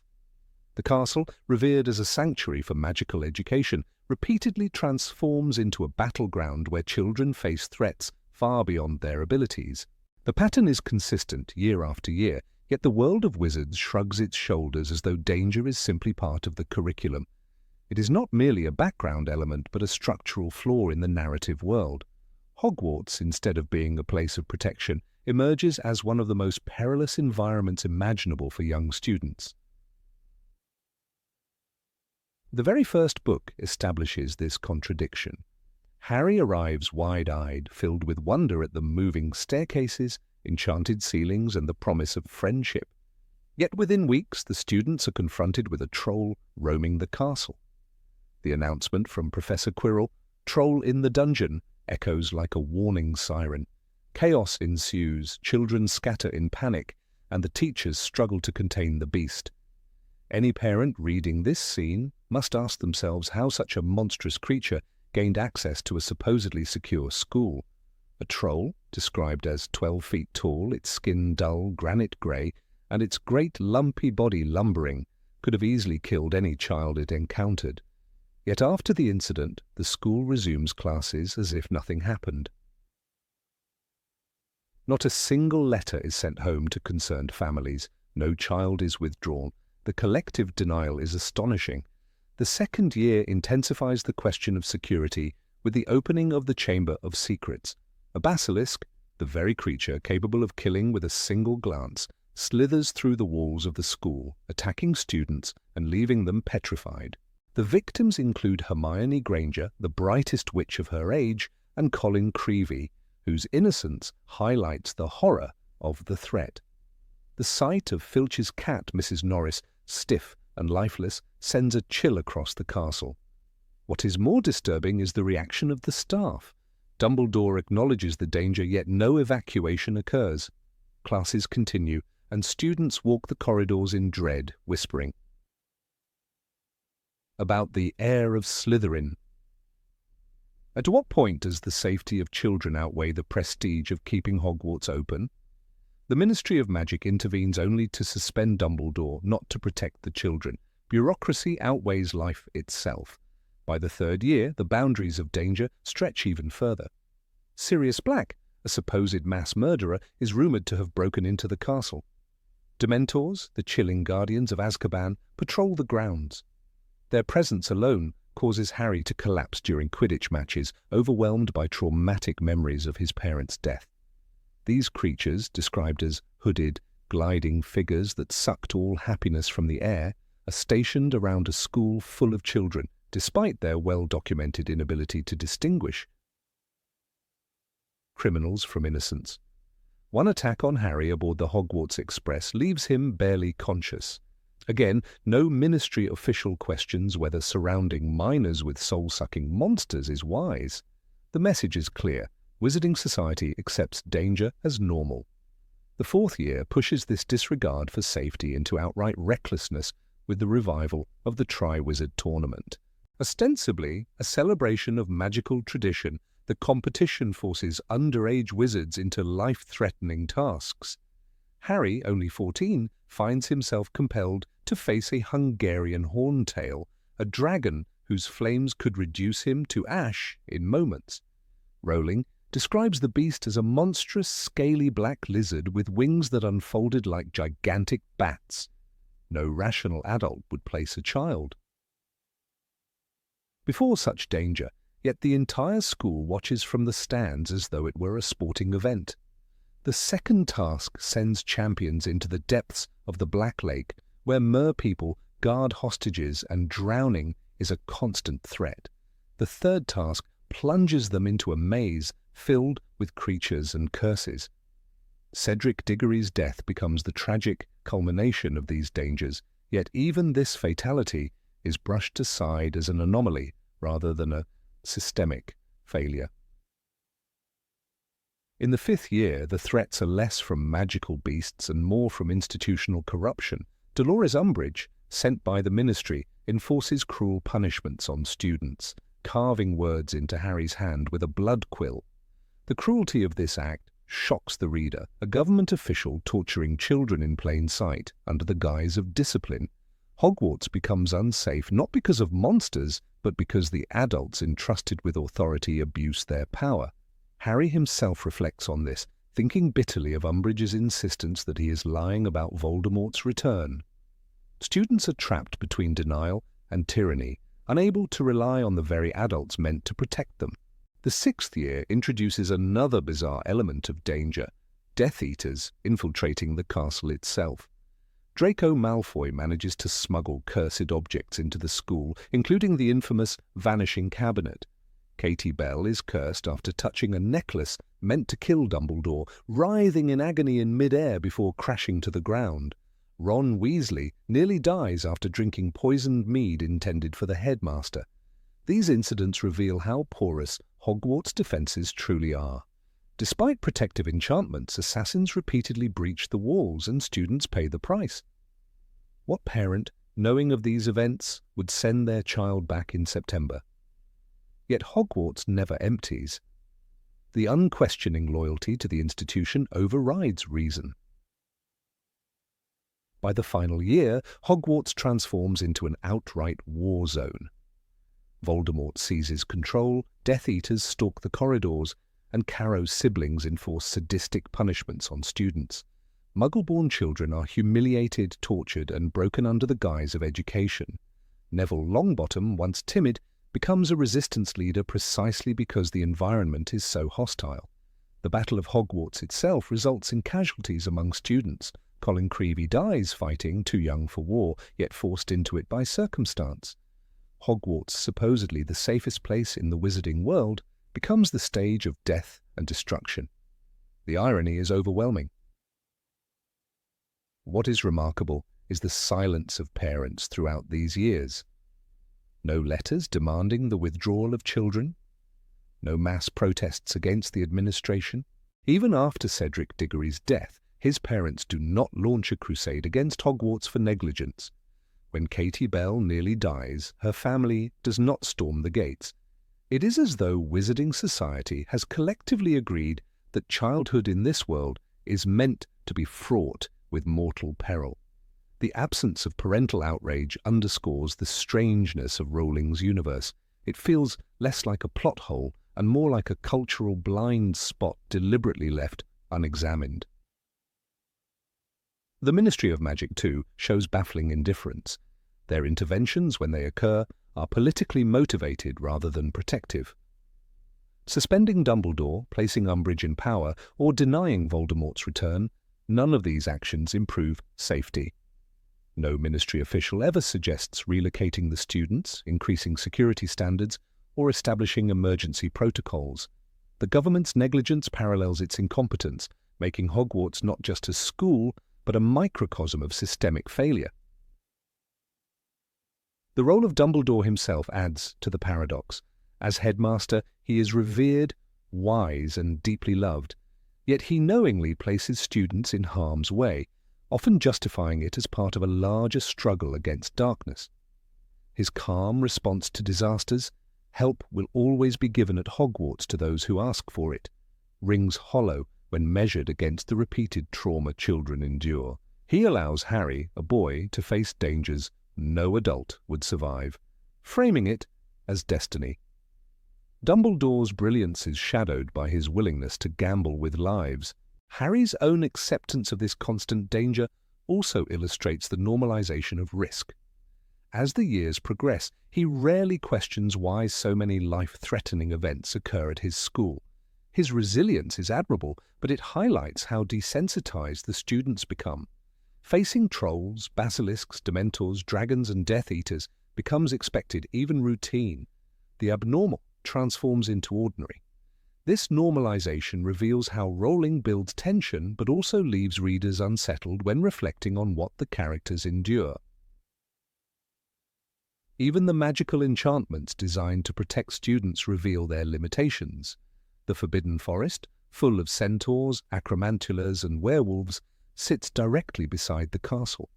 Detention often sends children into these woods as though exposing them to lethal predators is an appropriate punishment. The castle's shifting staircases and hidden rooms, while enchanting, also trap and endanger students. Peeves the poltergeist drops objects on unsuspecting children, yet remains tolerated as comic relief. Danger is woven into the very bricks of the school. The cumulative effect of these events is a narrative that undermines the very idea of Hogwarts as a sanctuary. While the castle is described as the safest place in the wizarding world, the evidence tells another story. Children collapse under dementors, are petrified by a basilisk, are nearly burned alive by dragons, and are tortured by ministry officials. The tension between the myth of safety and the reality of peril becomes one of the most glaring contradictions in the series. It is not Voldemort alone who threatens the children, but the world that accepts their suffering as an inevitable part of education. Hogwarts, then, is not merely a setting, but a character in its own right, one both enchanting and deadly. It embodies the contradictions of the wizarding world, beauty intertwined with danger, knowledge entwined with trauma, authority cloaked in negligence. For readers, the lingering question is unavoidable. How could a society allow its children to endure such horrors year after year without rebellion? The silence of parents, the inaction of the ministry, and the complacency of the headmaster all point to a truth more frightening than any Dark Lord. In the world of Harry Potter, childhood safety is expendable. Number 20, the prophecy puzzle. The prophecy concerning Harry Potter and Lord Voldemort stands at the very heart of J.K. Rowling's saga, shaping nearly every major decision that characters make and directing the flow of the war between light and darkness. Yet, when one looks closer, this prophecy seems strangely fragile. It reads, "Neither can live while the other survives." This powerful line from Harry Potter and the Order of the Phoenix has often been treated as absolute truth, as if it were a fixed law of the universe. However, the more one examines the choices of Voldemort, Dumbledore, and even Harry himself, the more questions begin to emerge. Why did Voldemort accept this prophecy so literally? Why did Dumbledore, a wizard renowned for his wisdom, interpret it only in the most fatalistic way? And why does the magical world, so familiar with the tricky nature of divination, behave as if this particular prophecy carries an authority that others do not? The scene in the Department of Mysteries, when Harry first hears the prophecy spoken by Sybil Trelawney's recorded voice, makes it clear that this revelation was shrouded in ambiguity from the beginning. The prophecy stated, "The one with the power to vanquish the Dark Lord approaches, born to those who have thrice defied him, born as the 7th month, dies." Already it presents a choice between two children, Harry Potter and Neville Longbottom. Voldemort, driven by his paranoia and obsession with bloodlines, chose Harry. In doing so, he ensured that the prophecy applied to the boy. But was this destiny, or was it Voldemort himself who created his enemy by acting on an incomplete prediction? One of the strangest elements of this story is Voldemort's fear. He built his empire on intimidation, controlling thousands, and bending the laws of magic with his experiments in immortality. Yet he was shaken to the core by the words of a divination teacher whose credibility was often dismissed. Dumbledore himself described Sybil Trelawney as a fraud most of the time, and yet, when this one prophecy emerged, it was treated as sacred. Voldemort, who feared only death, saw in it an unavoidable threat. He became convinced that a child would one day destroy him, and his reaction was to attempt preemptive murder. In trying to avoid his fate, he set it in motion. There is something almost ironic about Dumbledore's stance in this situation. Dumbledore, who famously taught Harry that "it is our choices, Harry, that show what we truly are, far more than our abilities," nevertheless behaved as though choice had no place in interpreting the prophecy. He accepted that either Harry or Voldemort must kill the other, and therefore raised Harry like a soldier destined for sacrifice. If the prophecy had been a metaphor, as it very well could have been, then Harry's entire childhood was framed by a false certainty. Instead of asking whether Voldemort's downfall might occur through a different route, Dumbledore leaned into the inevitability of the prophecy, a paradox for a man who so often warned against the dangers of determinism. The magical world itself should also be questioned. In The Prisoner of Azkaban, we see how predictions in divination are inconsistent, vague, and often laughable. Hermione Granger famously dropped the subject after recognizing its lack of logic. Yet when it came to the prophecy about Harry, there was no skepticism. The Ministry of Magic locked it away in the Department of Mysteries, guarded as if it were a dangerous weapon. The Order of the Phoenix structured its strategies around it. Voldemort risked everything to hear its full content. Why did everyone treat this prophecy as though it was fundamentally different? What if it had been no more accurate than Professor Trelawney's other predictions about students dying every year? Consider also the peculiar phrasing, "Neither can live while the other survives." This line suggests a state of existence, not necessarily a literal battle to the death. Could it not have meant that Harry and Voldemort were bound in such a way that both could not live fully or peacefully while the other remained? In fact, this interpretation fits perfectly with the connection between them. Harry carried a fragment of Voldemort's soul within him, making true peace, or living, impossible until it was removed. Voldemort, in turn, could never live in security while Harry existed because the prophecy haunted him and gnawed at his paranoia. The phrase may not have required a physical killing at all, but rather symbolized that one's existence poisoned the other. This ambiguity becomes even more striking when one remembers the role of Neville Longbottom. He too fit the conditions of the prophecy, yet he was spared because Voldemort chose Harry. Neville went on to become one of the bravest members of Dumbledore's army, destroying Nagini in the final battle. The prophecy never stated a name. Voldemort's decision gave it direction. In essence, Voldemort created his own downfall by attempting to prevent it.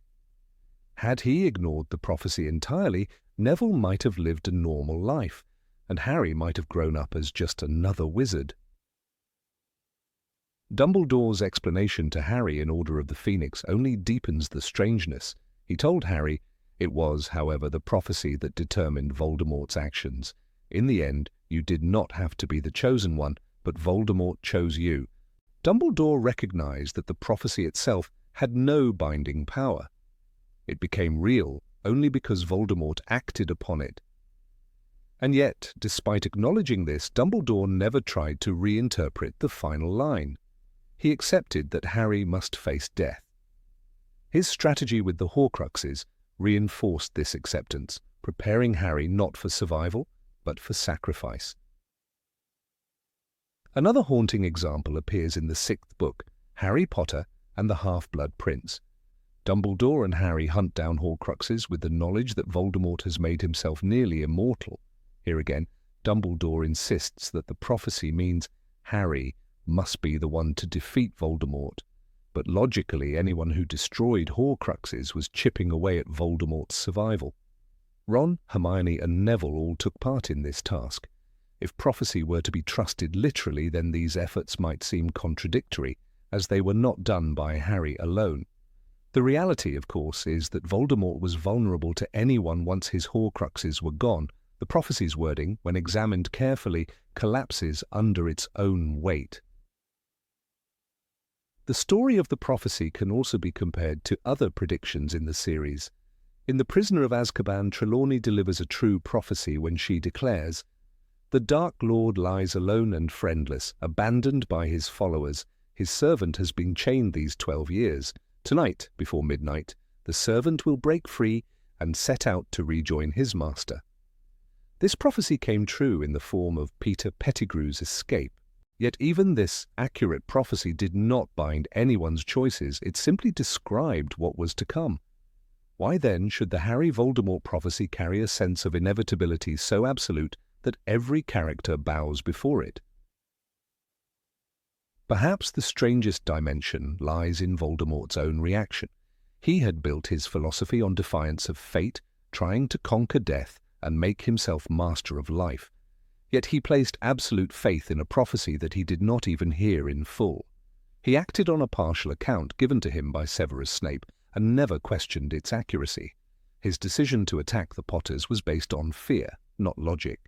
Voldemort, in his arrogance, believed he could outwit destiny, but his obsession with prophecy chained him more tightly to it than anyone else.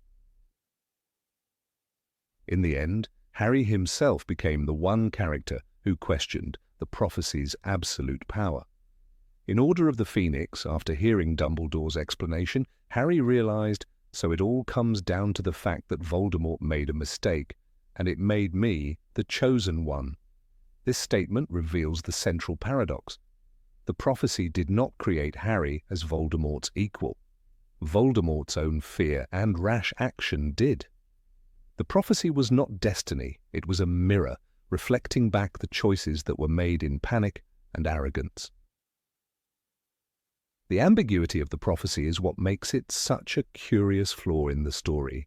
The wizarding world is filled with mysteries, unreliable visions, and shifting interpretations. Yet this one prophecy is treated as iron law. Characters act as though the words carved the path of history in stone, when in reality the prophecy was as open to interpretation as any other prediction. Voldemort's literalism, Dumbledore's fatalism, and Harry's reluctant acceptance created the myth of inevitability. But one cannot help wondering, if even one of them had treated the prophecy as a metaphor, how different might the story have been? The riddle of the prophecy remains one of the strangest elements in the Harry Potter saga. It illustrates the tension between fate and choice, destiny and free will. The narrative suggests that the prophecy only had power because the characters believed in it, and yet by believing in it, they fulfilled it. This paradox leaves readers with an unsettling question: was Voldemort destroyed by fate, or was he destroyed by his own fear of fate? The prophecy, vague and poetic, offered no clear answer. But it became the defining law of the Wizarding War because those involved treated it as gospel.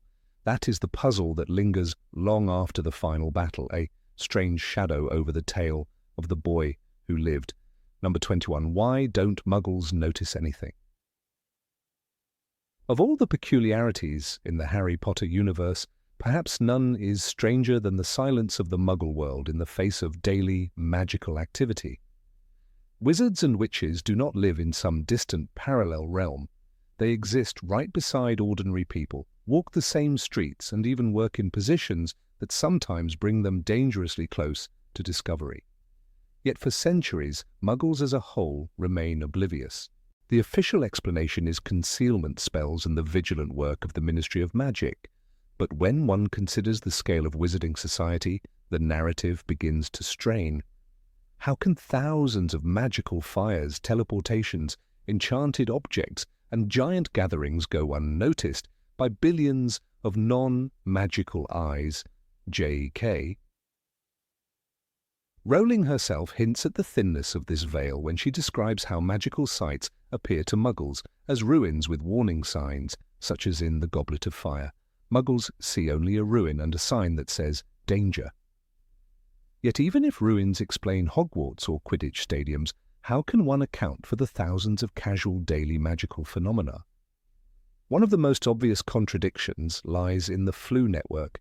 Wizards step into fireplaces, pronounce their destination, and vanish in a whirl of emerald flames. This occurs not in isolated secret chambers, but in the hearths of homes, shops, and even public places.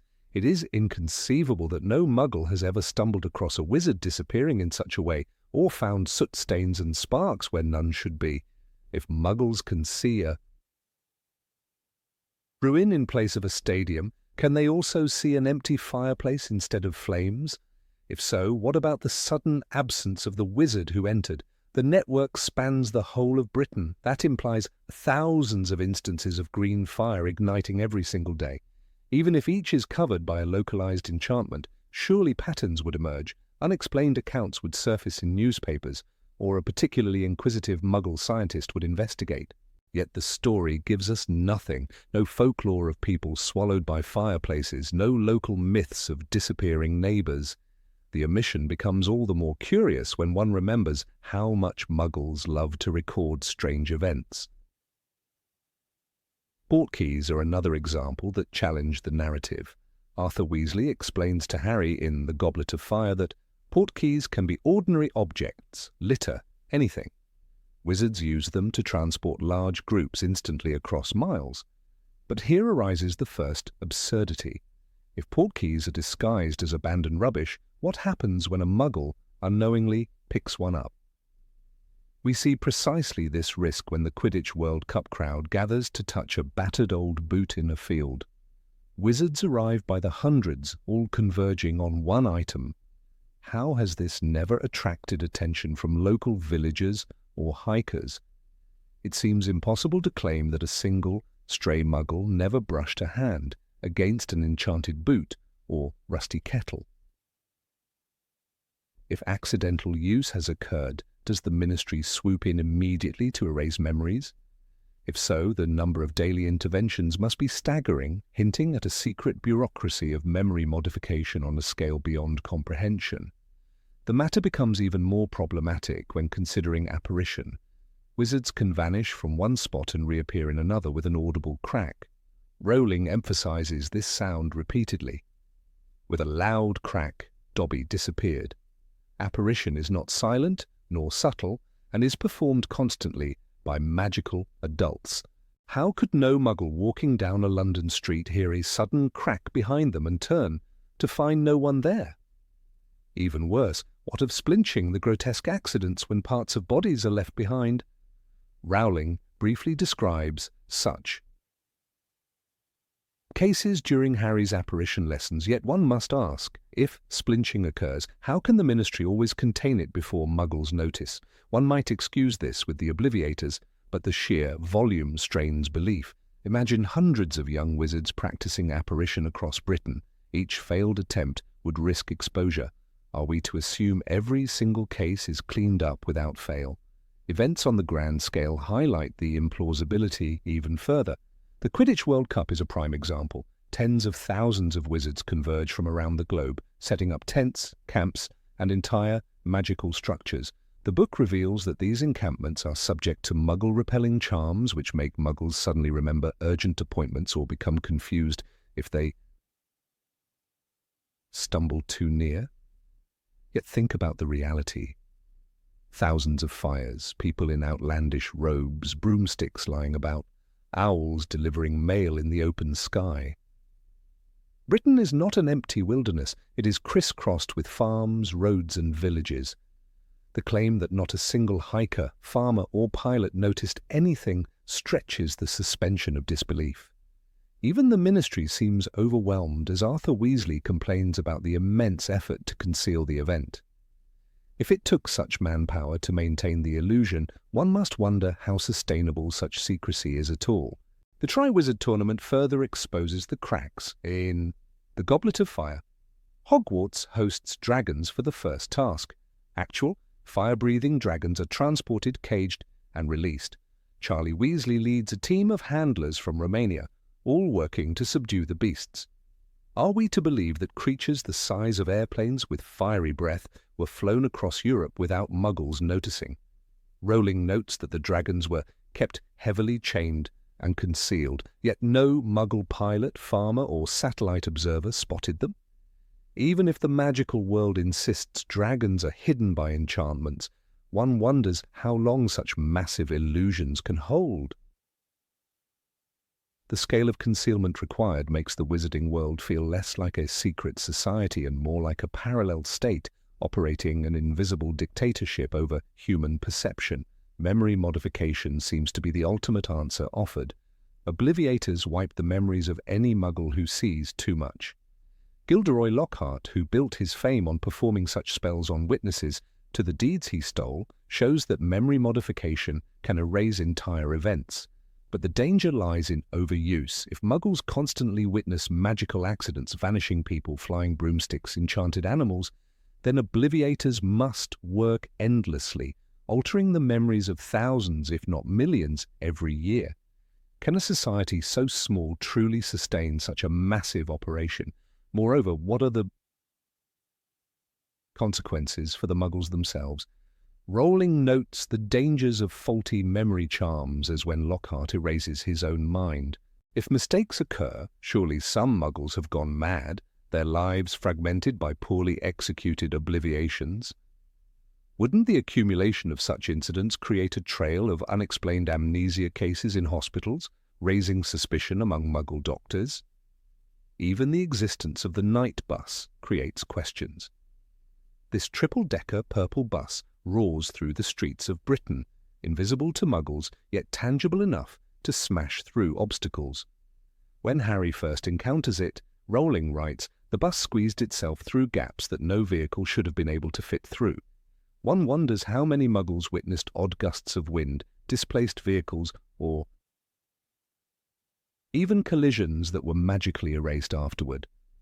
The bus is not a rare occurrence. It is a scheduled service available to stranded witches and wizards. Thus, it must operate nightly, passing through cities filled with millions of Muggles. Can all of this chaos really be hidden? The use of magical creatures adds yet another layer of implausibility. Hippogriffs, centaurs, giants, and trolls all exist, some even near populated areas. The Ministry claims to regulate and conceal them, but the evidence suggests frequent failures. Consider Hagrid's introduction of Buckbeak, a full-sized hippogriff, on the grounds of Hogwarts. Students ride the creature openly, and though Hogwarts is shielded, one still wonders about creatures that roam beyond school borders. The Forbidden Forest teems with beings of myth. How has no Muggle hunter, hiker, or scientist stumbled across them in centuries? Even in the Philosopher's Stone, Hagrid speaks casually about buying a dragon egg in a pub. If dragon eggs can be traded in such places, surely rumours must circulate among Muggles. It becomes difficult to believe in the complete absence of folklore or conspiracy theories rooted in truth. Rowling offers one chilling hint that suggests a darker reality. Muggles may indeed encounter the magical world frequently, but their perceptions are deliberately warped. In The Goblet of Fire, when Muggles are manipulated during the World Cup chaos, Rowling writes, "A Muggle family had been camping on the edge of the woods. Their memories were wiped several times that day." This implies not that. Muggles never notice, but that they do constantly, and their minds are simply rewritten. If this is true, then the wizarding world is not merely hidden, but actively oppressive, tampering with the mental integrity of ordinary humans without consent. The scale of such manipulation paints the Ministry of Magic as less a benign government and more a secretive regime exerting psychological control over the majority of humanity. Journalism intensifies the paradox. Muggles have an insatiable appetite for the strange.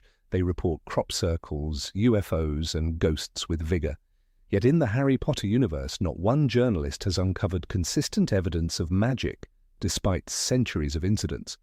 The Quidditch World Cup alone, with its sudden influx of thousands of foreigners, should have left travel records, economic anomalies, or unexplained disturbances in local villages. Are we to believe that investigative reporters ignored all of this? The absence of even a single scandal suggests either that Muggle journalism is under magical censorship or that entire institutions are subject to mass obliviation. This explanation, though never stated outright, seems the only plausible way to preserve secrecy on such a scale. Tourism and science also expose weaknesses. Archaeologists, hikers, and scholars constantly comb through Britain, documenting every ruin, every anomaly. Yet Hogwarts, a sprawling castle invisible to Muggles, sits within their landscape without detection. A ruin spell explains why casual visitors see only rubble, but surely at least one determined surveyor would attempt excavation, carbon dating, or radar imaging. If the spell adapts to thwart such investigation, then it implies magic actively resists not just sight, but scientific instrumentation. This presents an even deeper question. Is the wizarding world manipulating not only human minds, but also the very laws of physics as Muggles understand them? If so, Muggles do not simply fail to notice. They are trapped in an alternate version of reality, carefully maintained by wizarding power. The strangeness extends to government. In The Half-Blood Prince, we learn that the British Prime Minister is informed of the wizarding world. Cornelius Fudge visits him, explaining magical crises.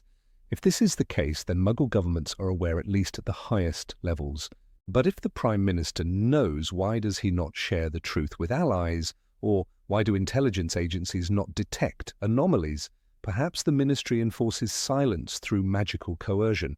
If so, the boundary between wizard and Muggle becomes not a line of ignorance, but one of enforced submission. Muggles are not blind neighbours.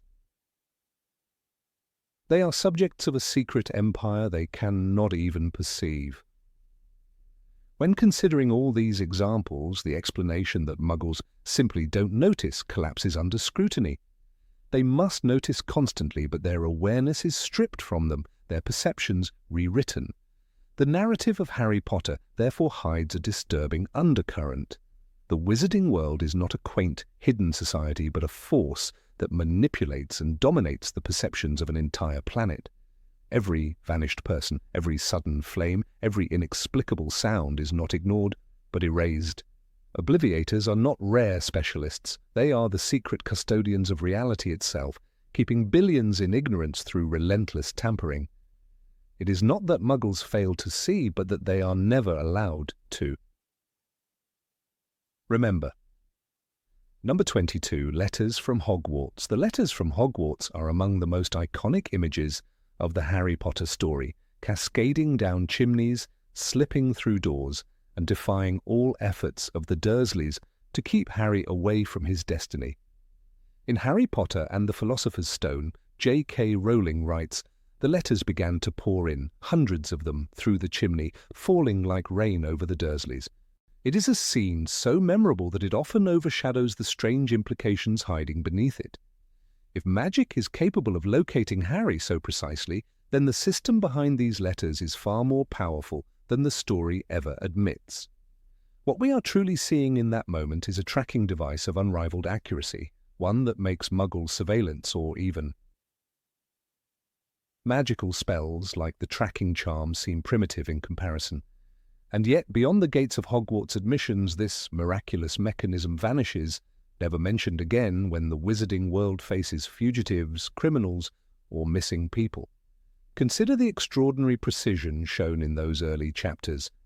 The first letter is sent to the cupboard under the stairs, 4 Privet Drive, Little Whinging, Surrey. No owl could know such detail unless some deeper magic ensures the address always reflects the recipient's exact location. When Vernon Dursley moves the family into the smallest bedroom upstairs, the address on the next letter updates itself. When they flee to a shabby hotel on the edge of town, the envelope changes again, listing the smallest bedroom, room 17, Railview Hotel. And when Vernon takes his family to a crumbling shack perched on a rock in the middle of the sea, Hagrid still arrives with a letter addressed to the hut on the rock. This raises the first unsettling realization. Whoever is sending the letters not only knows Harry's location, but knows it down to the most specific detail. It is not simply that the owls are skilled, it is that some unseen system monitors and updates Harry's every movement. If this system exists, then why does it not reappear when Sirius Black escapes from Azkaban? For an entire year, the Ministry of Magic searches fruitlessly, plastering his face on wanted posters and listening to daily reports of sightings. And yet Sirius lives quietly in hiding, slipping into the Gryffindor common room, camping out in the mountains, and even perching in the Forbidden Forest. The same ministry that controls Dementors, Time-Turners, and entire squads of Aurors cannot find him. Yet Hogwarts letters once pinpointed Harry Potter to a shack in the middle of the sea. Why was the letter delivery magic not considered a tool for justice? Was it because the system belongs exclusively to Hogwarts? Or because the truth about how the letters work is too uncomfortable to confront? The notion that Hogwarts letters track children is not speculation. It is demonstrated fact. Rowling confirms it again through Professor McGonagall's words in Harry Potter and the Philosopher's Stone. Every child in our world will receive a letter at 11. That means the school has some kind of registry that marks magical children from birth. It is not only Harry who is monitored, but every witch and wizard across Britain.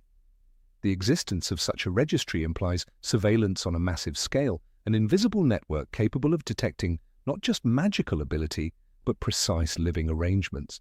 In a world where even simple tracking charms can be fooled, this is extraordinary.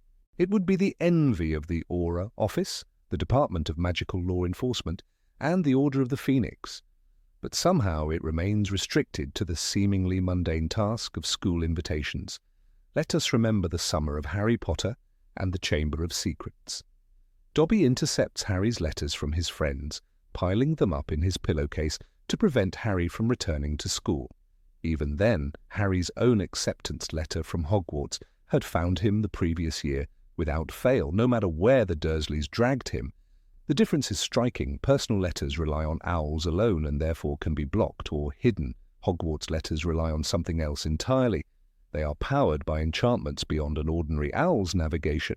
They do not merely find the house. They rewrite the address according to Harry's current location. This suggests that Hogwarts has woven a spell into its very admissions process, one that ties directly to the magical signatures of each child it monitors. It is less like mail and more like a magical GPS that cannot be shut off. If that is true, then it becomes even more perplexing that this system was not used to track Death Eaters after Voldemort's downfall. Take the case of Bellatrix Lestrange, who escaped from Azkaban during the events of Harry Potter and the Order of the Phoenix. The Ministry knew she was at large, yet locating her was nearly impossible. If a letter could be sent to Harry at the Hut on the Rock, then surely one could have been addressed to Bellatrix Lestrange, wherever she lurks. It would have been a matter of attaching parchment to an owl and watching where it flew.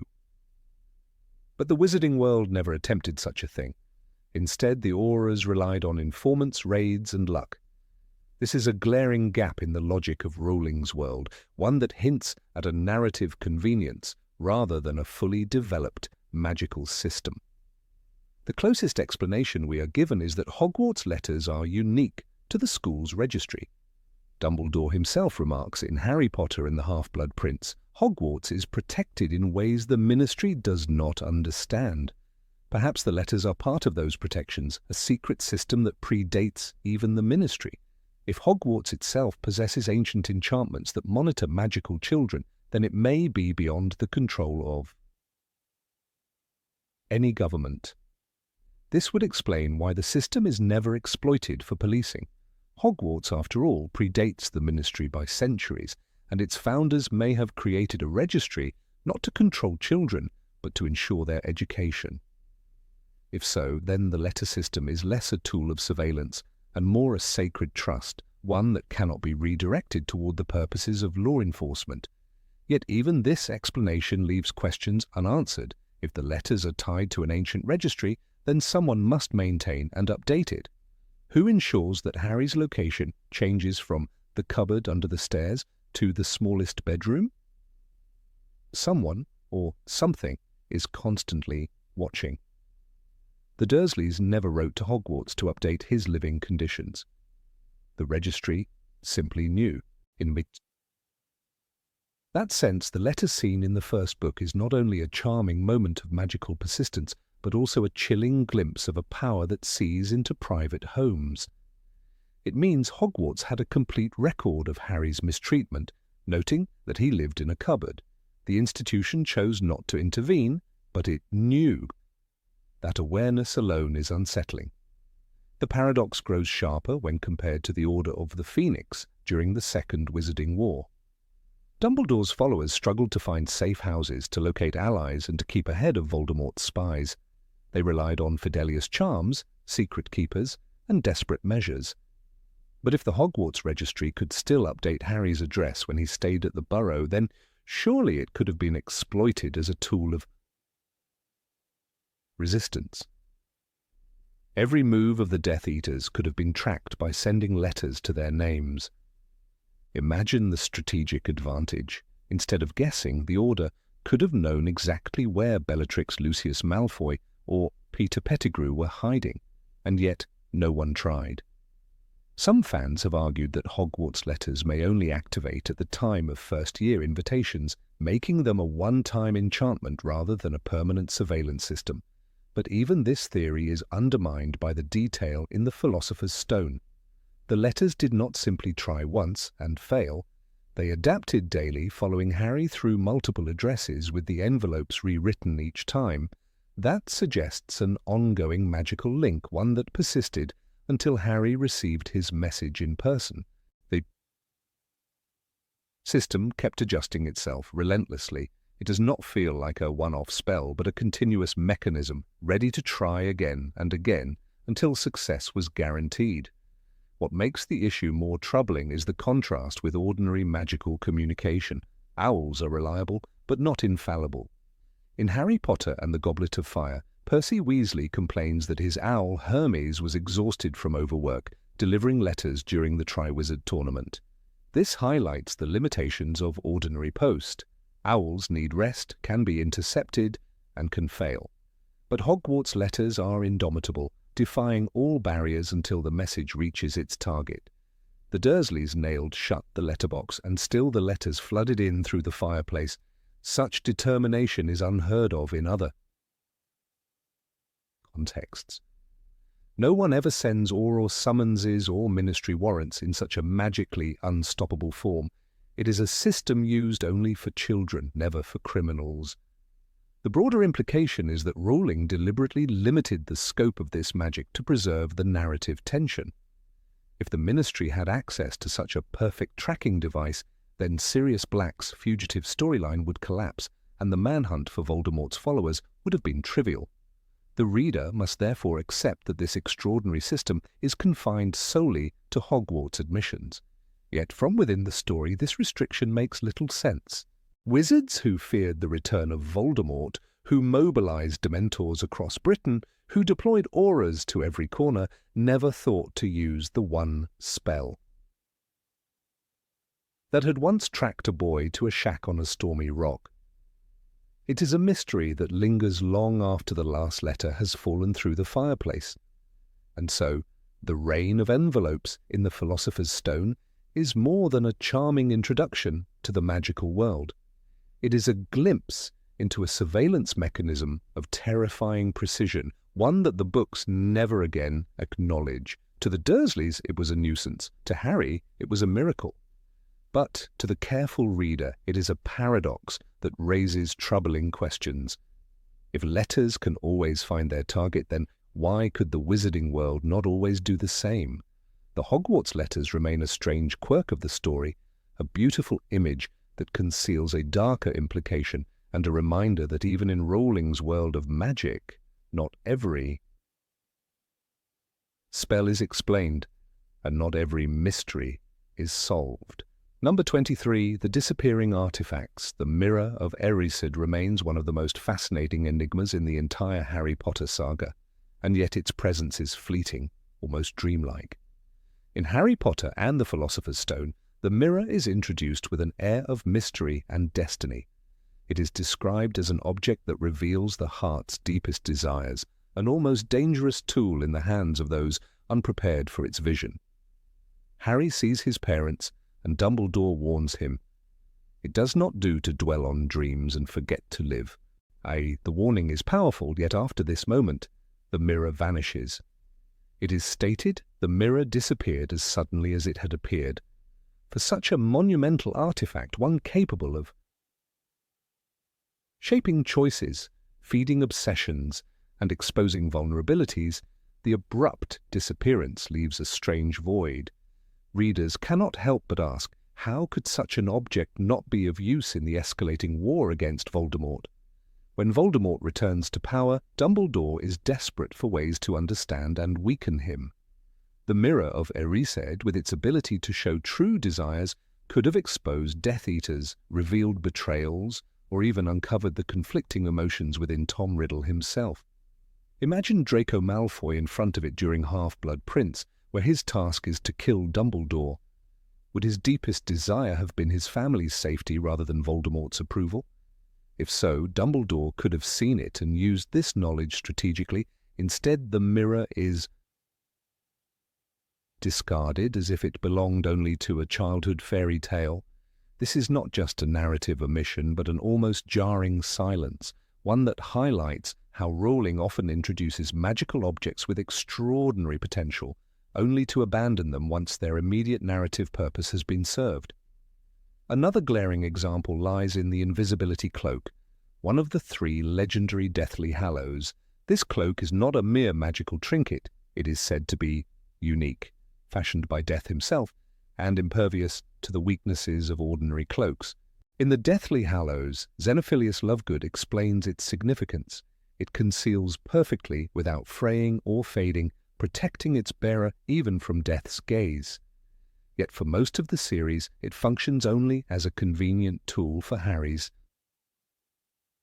late-night wanderings.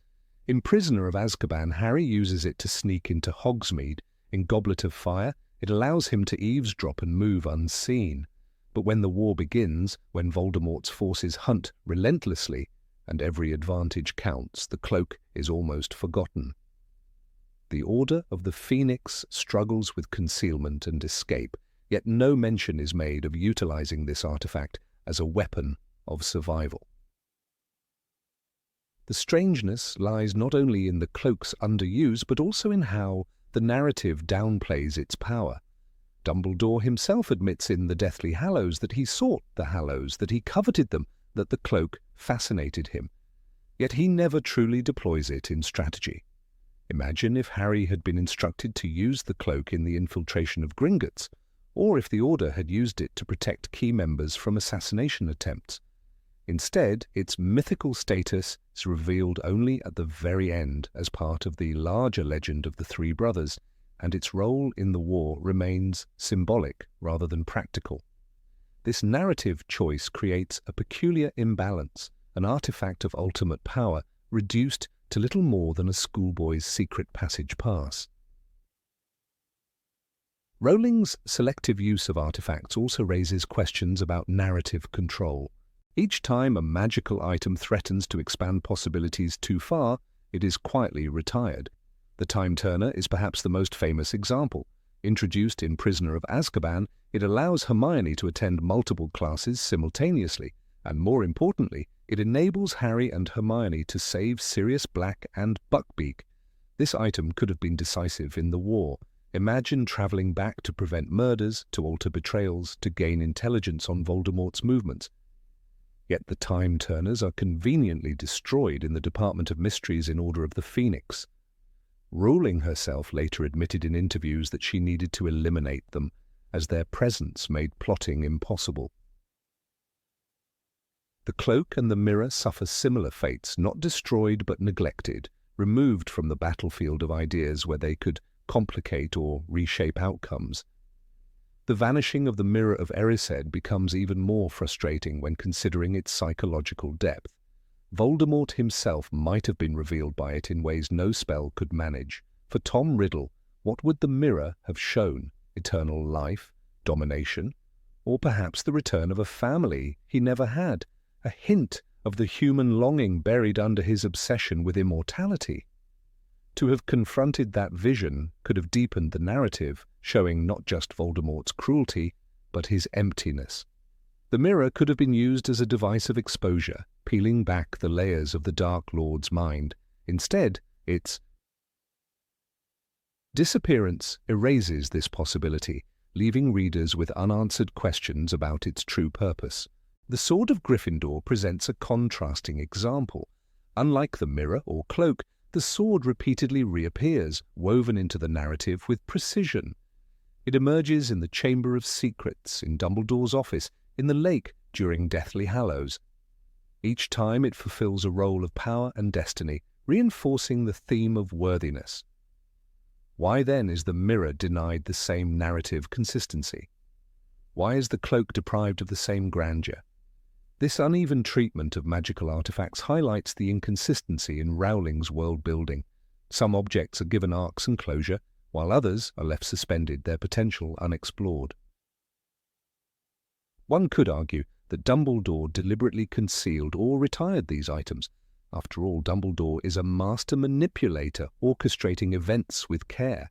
Perhaps he hid the mirror because of its dangerous allure, knowing that its visions could cripple fighters with longing. But even this interpretation leaves gaps. If danger was the issue, why not destroy it? Why allow an object of such temptation to vanish without explanation? Rowling provides no answer, leaving readers in speculation.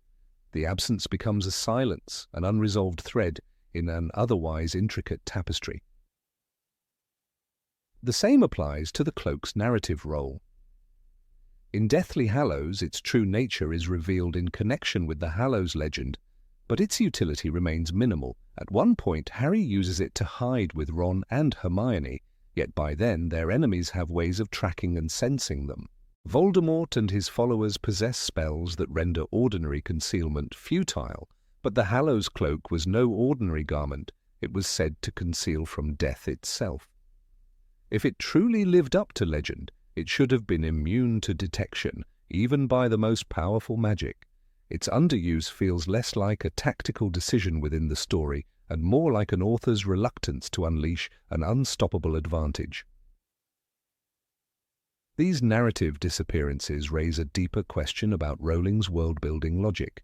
Magic in Harry Potter often operates with sudden brilliance and equally sudden disappearance.